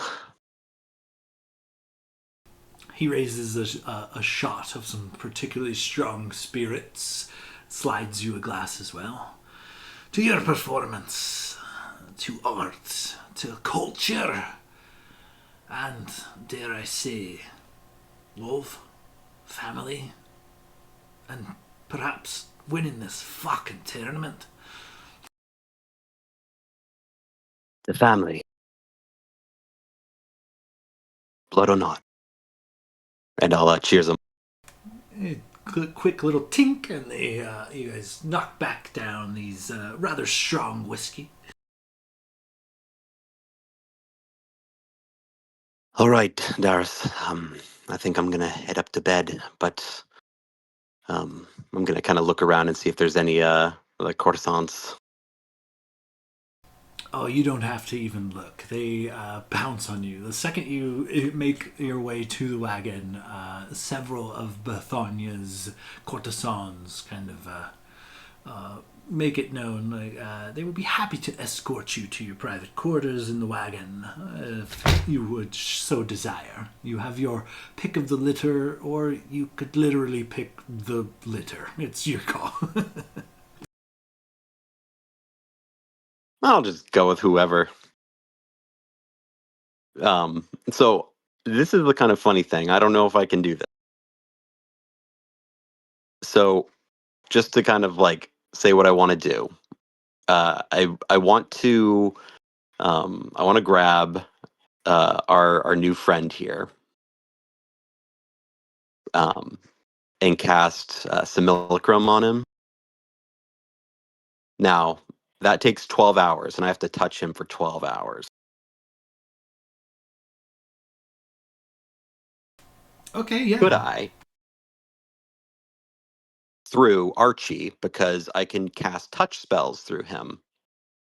Have Archie touch him while he's in another room, while I'm warging out in another room with some courtesans. You know, that's a clever way of utilizing that spell. I think I'm going to have to allow that. That sounds pretty awesome. So obviously with that though, I would probably forego resting. So I probably would have some exhaustion, maybe, guessing. Yeah, we'll say you forego sleep for the evening between spell casting and entertaining a courtesan or two. You for sure are not going to get much rest this evening. So yeah, I'll kind of leave with all these courtesans, and I'll be like, Albust, come with me. You look tired, like you need some rest. Yeah, I mean, I probably should sleep, but I'm kind of excited. I just, this is all new to me. It's like, I don't know if I'm going to be able to sleep very good, but, you know, a little bit of whiskey probably helps. But yeah, what do you need, Blade? I'm here for you. So I'll drag him out, and I'll be like, all right, so we'll get to the whatever the coach or wherever I'm gonna go with some of these courtesans. Just be like, I need you to stay out here. And actually, you know what? Maybe there's maybe I don't have to have him stay outside the thing. He can go to his own room, right? I could just have Archie, the blue crab, sit on him Yeah, in some room. he could stuff like Archie in a pocket as long as he's, you know, maintaining touch. You know, it should work out. Perfect. Okay. So I'll do that, and I'll be like, so there's gonna be this little blue crab that's gonna sit on your chest. Don't mind him, but he's gotta sit on you for 12 hours. He's gonna be touching you. It's gonna be a little weird. Trust me, but it'll be worth it. This is for your family. Mr. Silverstring, I will guard this strange little blue crab with my life. I swear it. All right, well, keep a good watch on him. All right, come on. So yeah, I'll go off with them and do all that stuff. All right, excellent. So, this wagon is actually pretty lavish. It doesn't actually have rooms, but there are various private areas drawn by like curtains and incense and even light music playing. So you all kind of have your own private sleeping area, if you will. And yeah, the dawn comes early, and the lot of you do get your long rest. So you may be still suffering a bit from the hangovers of the spirits from the night before, but nonetheless, as the cock crows, Bethania loads up her courtesans and the wagons begin to hit the road. It does not take long for them to get to the city gates, and as they leave the gates and head to the countryside, rolling hills of grass as far as you can see as they begin to head north. After almost a full day of travel, off in the distance, a forest can be seen as you guys approach. Blade, you would know this to be the forest of King Woes. It is a king, monarch, ruler of many, many, many generations past, but the name stuck. As you guys kind of approach, it looks like the courtesans have actually hired like professional drivers who kind of swap out. So there is no need to stop proper. And they kind of keep going, even on through the evening. So a full day's travel later, you come to this forest at dusk, and they light a few lanterns, some light, gentle music, probably some incense, and they continue forward. So, though each of you guys have your own kind of like private quarters, you guys have kind of made a deal with Bethania to kind of be lookouts and muscle. So, tell me how you kind of proceed as you guys make your way down this road. Who is doing what?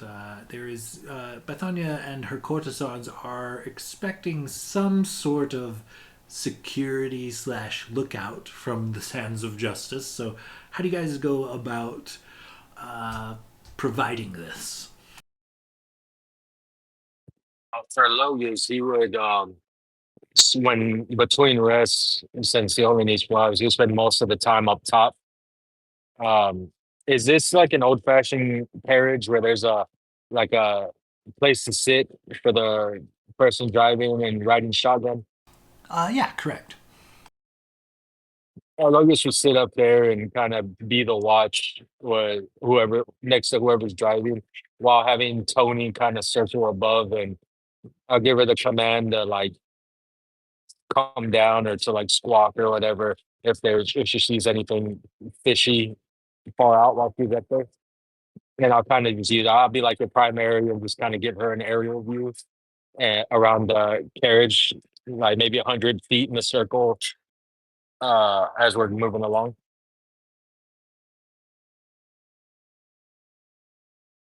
Okay, I will say one of the first things you kind of notice that aside from the norm, you pass some guards are traveling. It looks like the road is well guarded. You do pass a couple of batches of like traveling guards. You do pass other people who are heading in the same direction for the same reason. They want to see the tournament. They're heading to the crossroads to see the next league of what's going on. There are every once in a while there is, as you guys kind of travel through this forest, you see like a cottage here or a couple of homes there, a small like lumberjack operation, a couple of burly men, taking a break as led by lantern light as they kind of split wood, and they kind of stop and watch the wagons travel on. One thing you notice, considering your passive is so high, underneath a large oak that you guys are traveling under, there appears to be like a suit of armor stuck in a tree. It looks as if the tree has grown into the armor. Like branches come out where like the arms and legs should be of this like full plate armor. Even where like the head, like helm, little branches and twigs kind of poke out the eye holes. But it looks as if almost like this tree sprouted through this particular suit of armor. As you kind of stare it down, it looms over you as the caravan of courtesans and the Sons of Justice kind of make their way.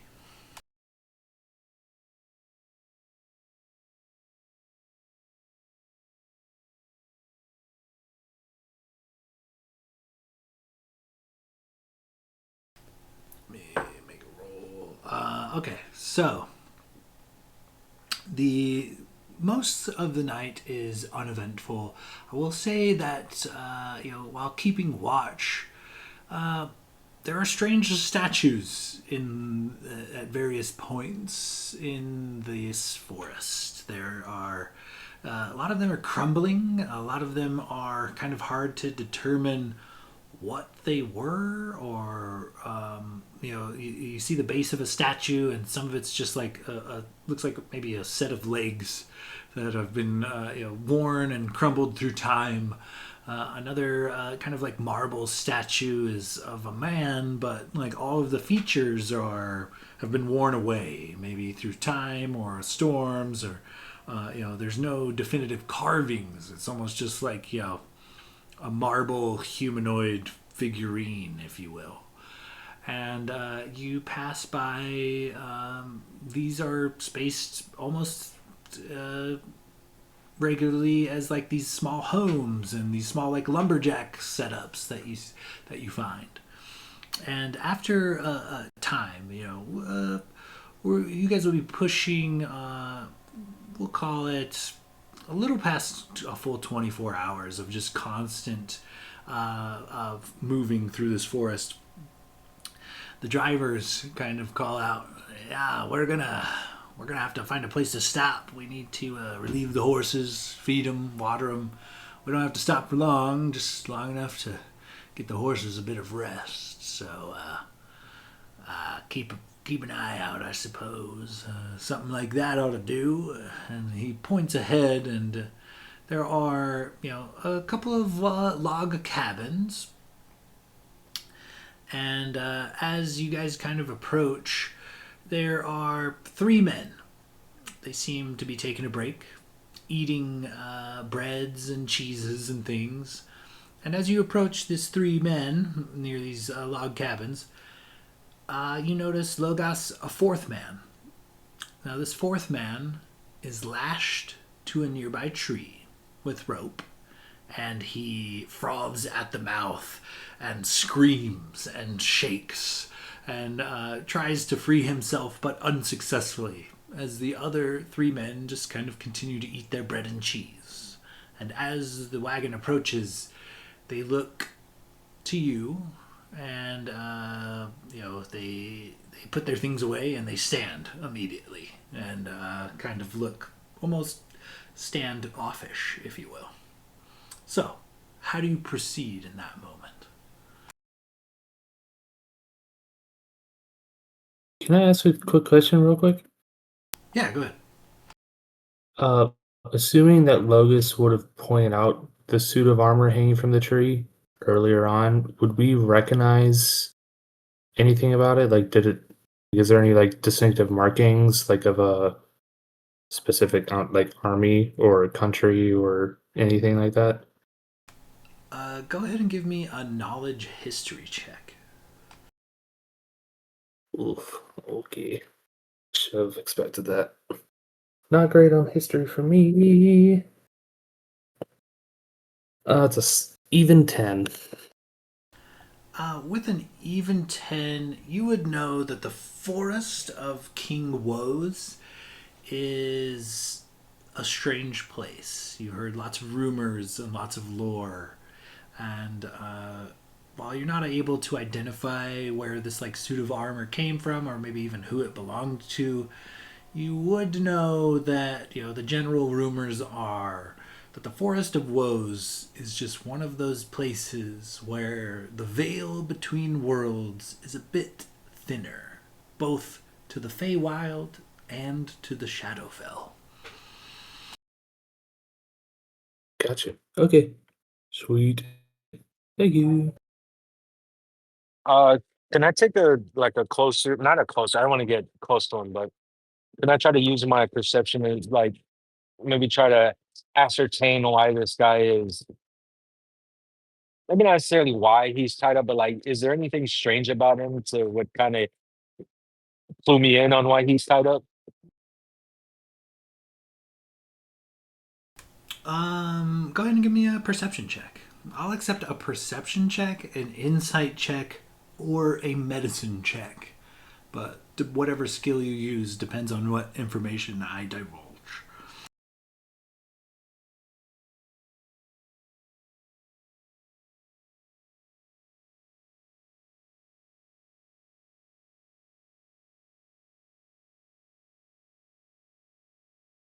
I rolled a 3, fucking plus 10, 13.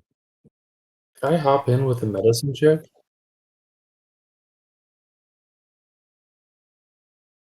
as well as his insight?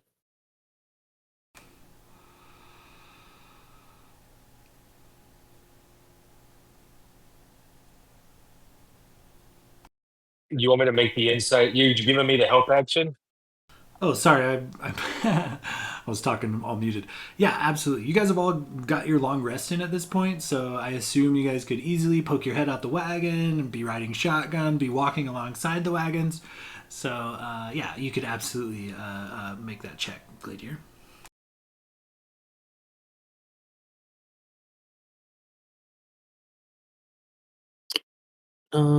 Great. That's also a 13, but medicine instead of, I think, Logus, what'd you do? A 13 insight. Okay. 2 13s. Okay, the 13 insight, these men look concerned at your presence. They look worried that you are here. As far as the man lashed to the tree, you're not sure. He does not look happy about it. With a 13 medicine check, Gladier, you don't know what this man is suffering from, but he is clearly foaming at the mouth and has bloodshot eyes. He seems afflicted with something.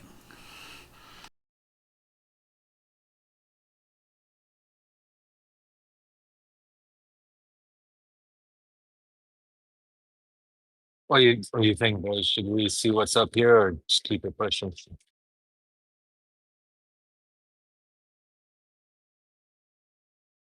Blade is sleeping. He's just fucking tired. Yeah, Blade's catching up on My the rest. curiosity is piqued. I said we go say hi.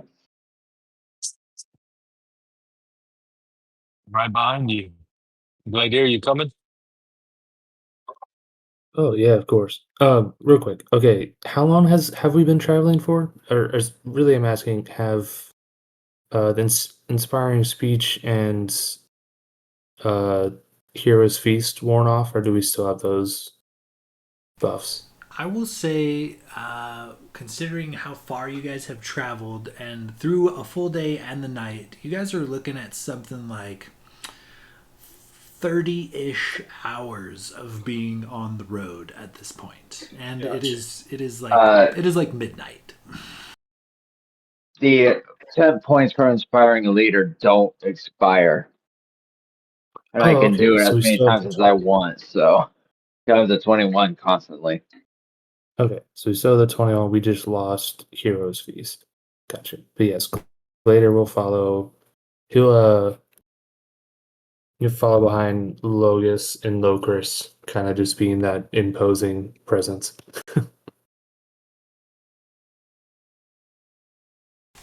Okay. As you guys approach, these woodsmen kind of throw up their hands. Whoa, whoa, whoa, whoa, whoa, travelers! We don't need any trouble. We really don't. We're good here. Don't. If you need a spot to stop for your horses, there's a creek around the bend.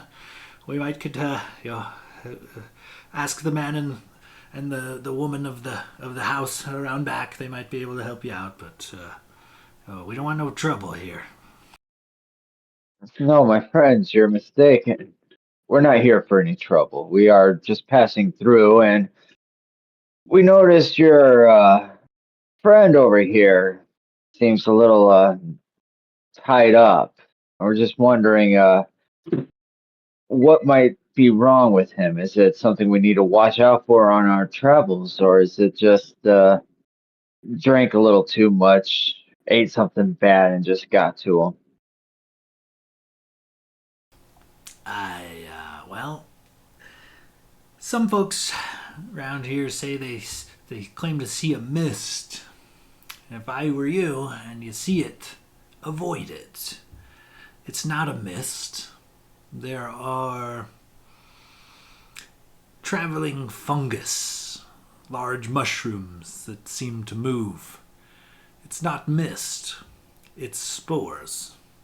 And too much interacting with this mist, quote unquote, can lead to fits of madness.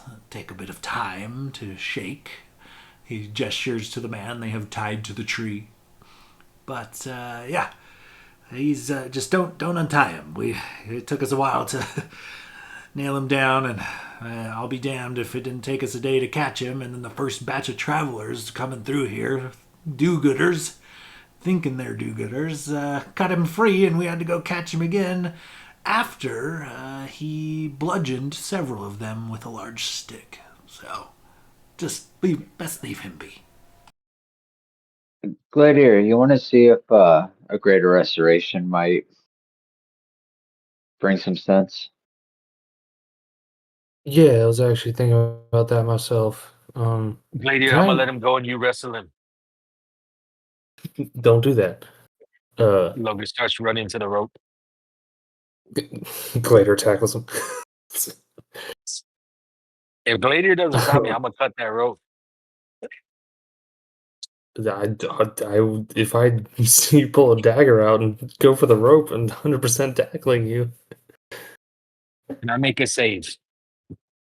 Yeah, let's call it an opposed Is it a athletics grapple slash check? acrobatics. Athletics versus acrobatics check here. That's not fair, dude. Strong as hell. Hold on. Yeah, so let's roll in chat.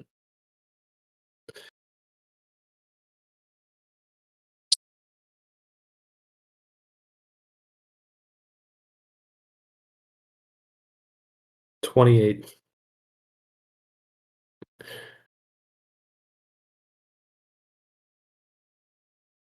+11, very nice. Yeah, I'm proficient in athletics. I can't beat that even with the natural 20. So as you make a beeline towards this tied up man, Gladiator straight up like form tackles you, and the woodsmen begin to panic. They wield their axes and they're like, please do not free him. For the love of the gods, man. It's taken us forever to tie him down, and he keeps running back to the mist, which means he's going to be infected longer. We have to keep him free of the mist. Sorry, my So, friend gets a little stupid at times. so I feel like Glader just kind of like lays out Logus and then just stands up and gets a little closer to this tied up man, still keeping like maybe like 5 feet of distance. But I kind of want to see if I can maybe tell if this is something like of a natural disease or like affliction, or if it's something of like arcane nature.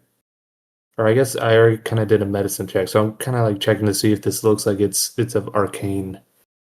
Like, is this some sort of like charm or spell or something like that? I'll accept an insight or a knowledge history check. Oh, okay. Do insight because that's +1 instead of a 0 history. Oh shit, that's a dirty 20.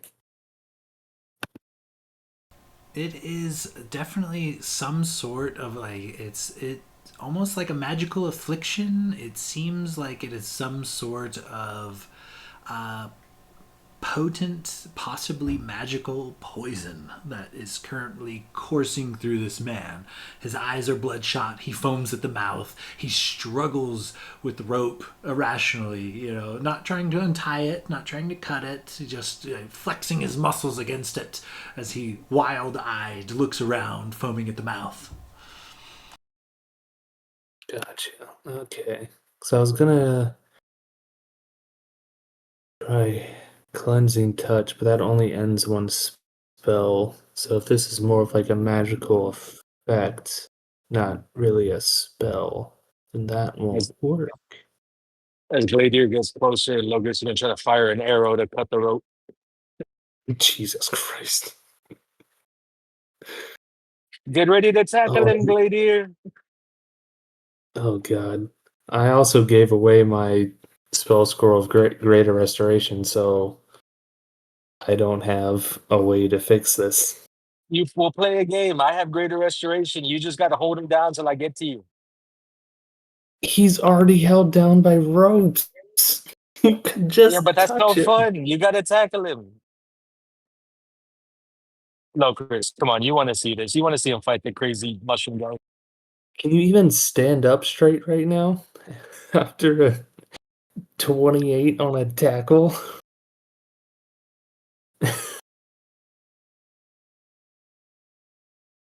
My back is sore, but I I can shoot this arrow. Just tell me when you're ready. And he's got the arrow aimed at.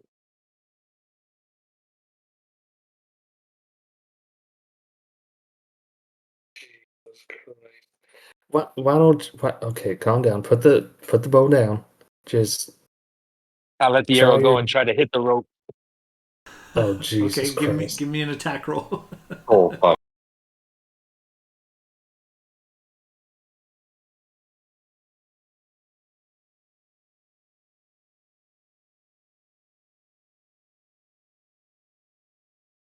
Oh, you're Shit. shit out of luck, bud. I rolled a 31. Oh You only had to beat a 10. You hit the rope with the arrow, and the rope goes slack. This wild eyed, frothing out the mouth man lunges for you, Gladiator. Go ahead and give me an opposed I athletics check. cast hold person. Okay. He Hey. freezes in place as the rope goes slack, but he does reach quickly for Gladiator's throat, but frozen in place. Oh God. Lucas, how long does that spell last? Oh, how long is it? I believe it's a minute. A minute. Right, Glitter's kind of just gonna like bear hug the guy and then just be like, Locust, get your fucking ass over here and cast Greater Restoration. It's cheating. I'm fine. No, this will take his time walking over there. Oh, better get there before a minute. Oh, oh no. And then just cap the guy with some greater restoration, see what happens. As you tap him with a greater restoration, his eyes become clear. He stops foaming at the mouth. He seems to relax and go limp if capable within Locris's spell grasp.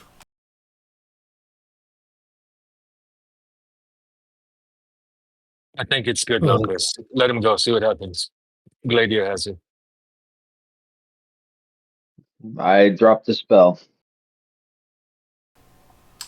He looks exhausted, but he raspy breathing slowly, and he turns to you, says, "Thank you. It was a bit of my own personal hell, if you will. Was not great. Those hallucinations. I wouldn't wish them on anyone. You've done a good thing here. Thank you."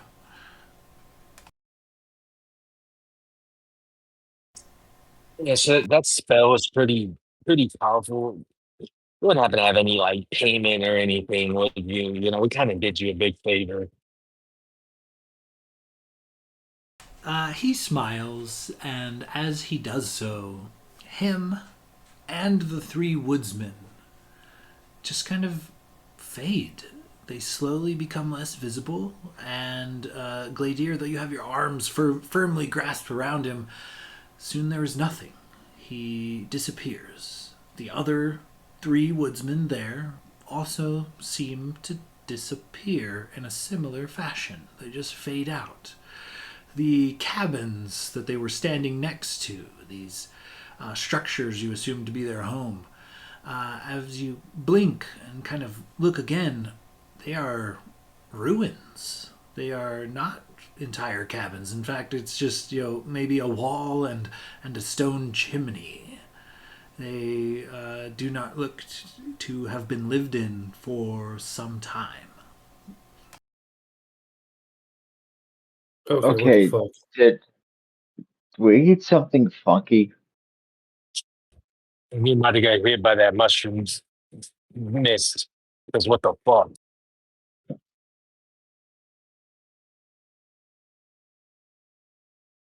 You th- Oh well, I guess that's secure now.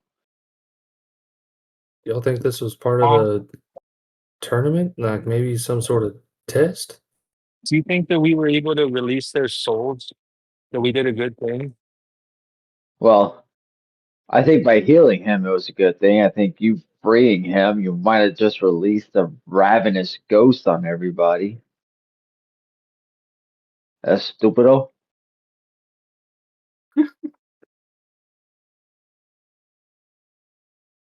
Well, I guess that's a tale for another time. When Logos will walk back to the carriage. Yeah, the driver of the wagon also seems to be. All of the drivers seem to have also witnessed this, and they're like, we should go." Yeah, we could probably camp a little further up the road, right? Like not Yeah, you, here. you know what? Fuck these horses. Let's go. They'll make it. We're fine. Clay just hops back in and just sits in one of the carriages like, what the fuck just happened? As, as the party continues down the road toward deeper into Tirna, I think that will be a good spot to bookmark our tale for the time, fellas.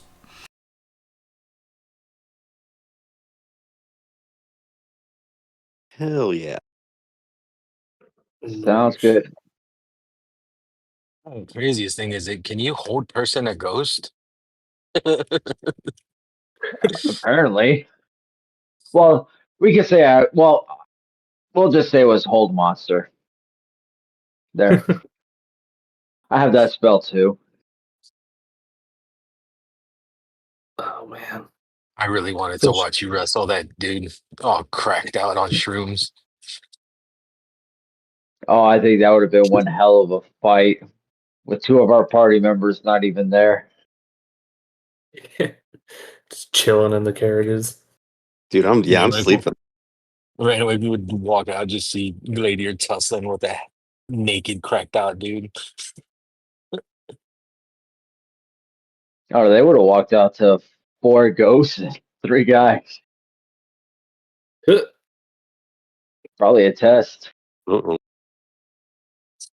Or we get killed and they walk out to 7 ghosts.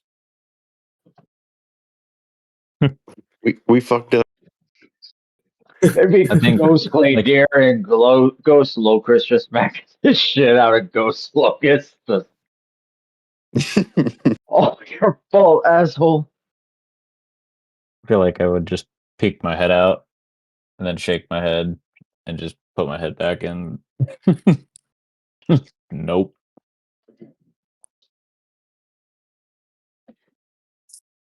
Sean, is there something bigger at play there? Can we get a little peek behind the curtain on what could have happened? I'll say it's a good thing that if you let him go, you then did something about it. Just letting him go probably would not have been great.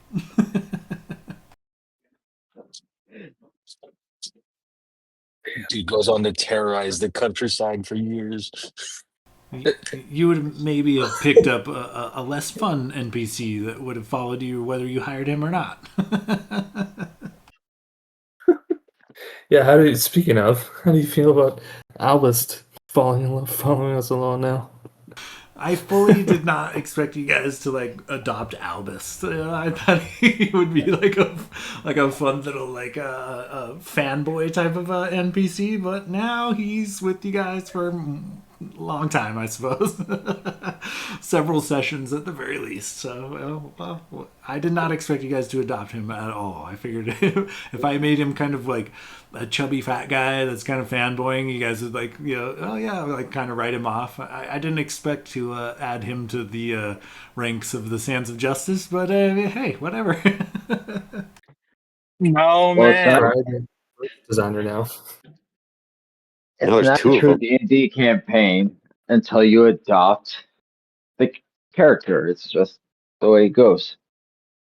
If I knew he was going to be the DM NPC, I would have made him a little cooler. I don't know.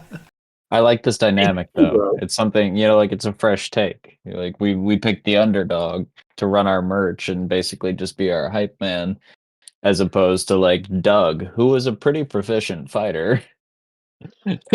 We just co-opted and forced into, some form of servitude And with the order rehab. that we work for. Yeah, we can. I We'll train him. It'll be fine. I can fix him. his clone. I did want to say that I would, when I introduced him to his actual parents, his name would be I'll Bust. Oh, nice. I'll bust. Is staying at the Emerald Shores, helping cater to somewhat neglective and possibly abusive parents. I'm not sure. Fuck. His mom is full on. Like, I don't know if y'all are watching that Monster, that new series on Netflix by Ed Gein. He's full on just mama knows best type mother. Let's hope Pretty good nobody. show, by the way, if y'all I ain't was on watching it. Let's hope nobody's apples get too riled up. Blade Simulacrum's a serial killer and then just leaves them with Albus's parents. I wanted to like have my own like personal hooker originally. Jesus. It's just a pretty version of Blade with tits, Exactly. Shoot. I need it. Blade was just No, gonna I touch like- himself for 12 hours and make a clone. I mean, can see kinda. that.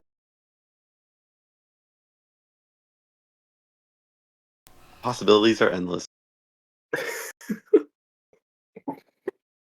That's too good. Well, boys, I gotta get out of here. I got a few things I gotta do before I head in and call it a night. So keep in touch. We'll do this crazy thing again soon, yeah? Sounds good, boys. Sounds good. Sounds Have a good. good See night. y'all next week. Deuces. Catch you guys Night, later. y'all.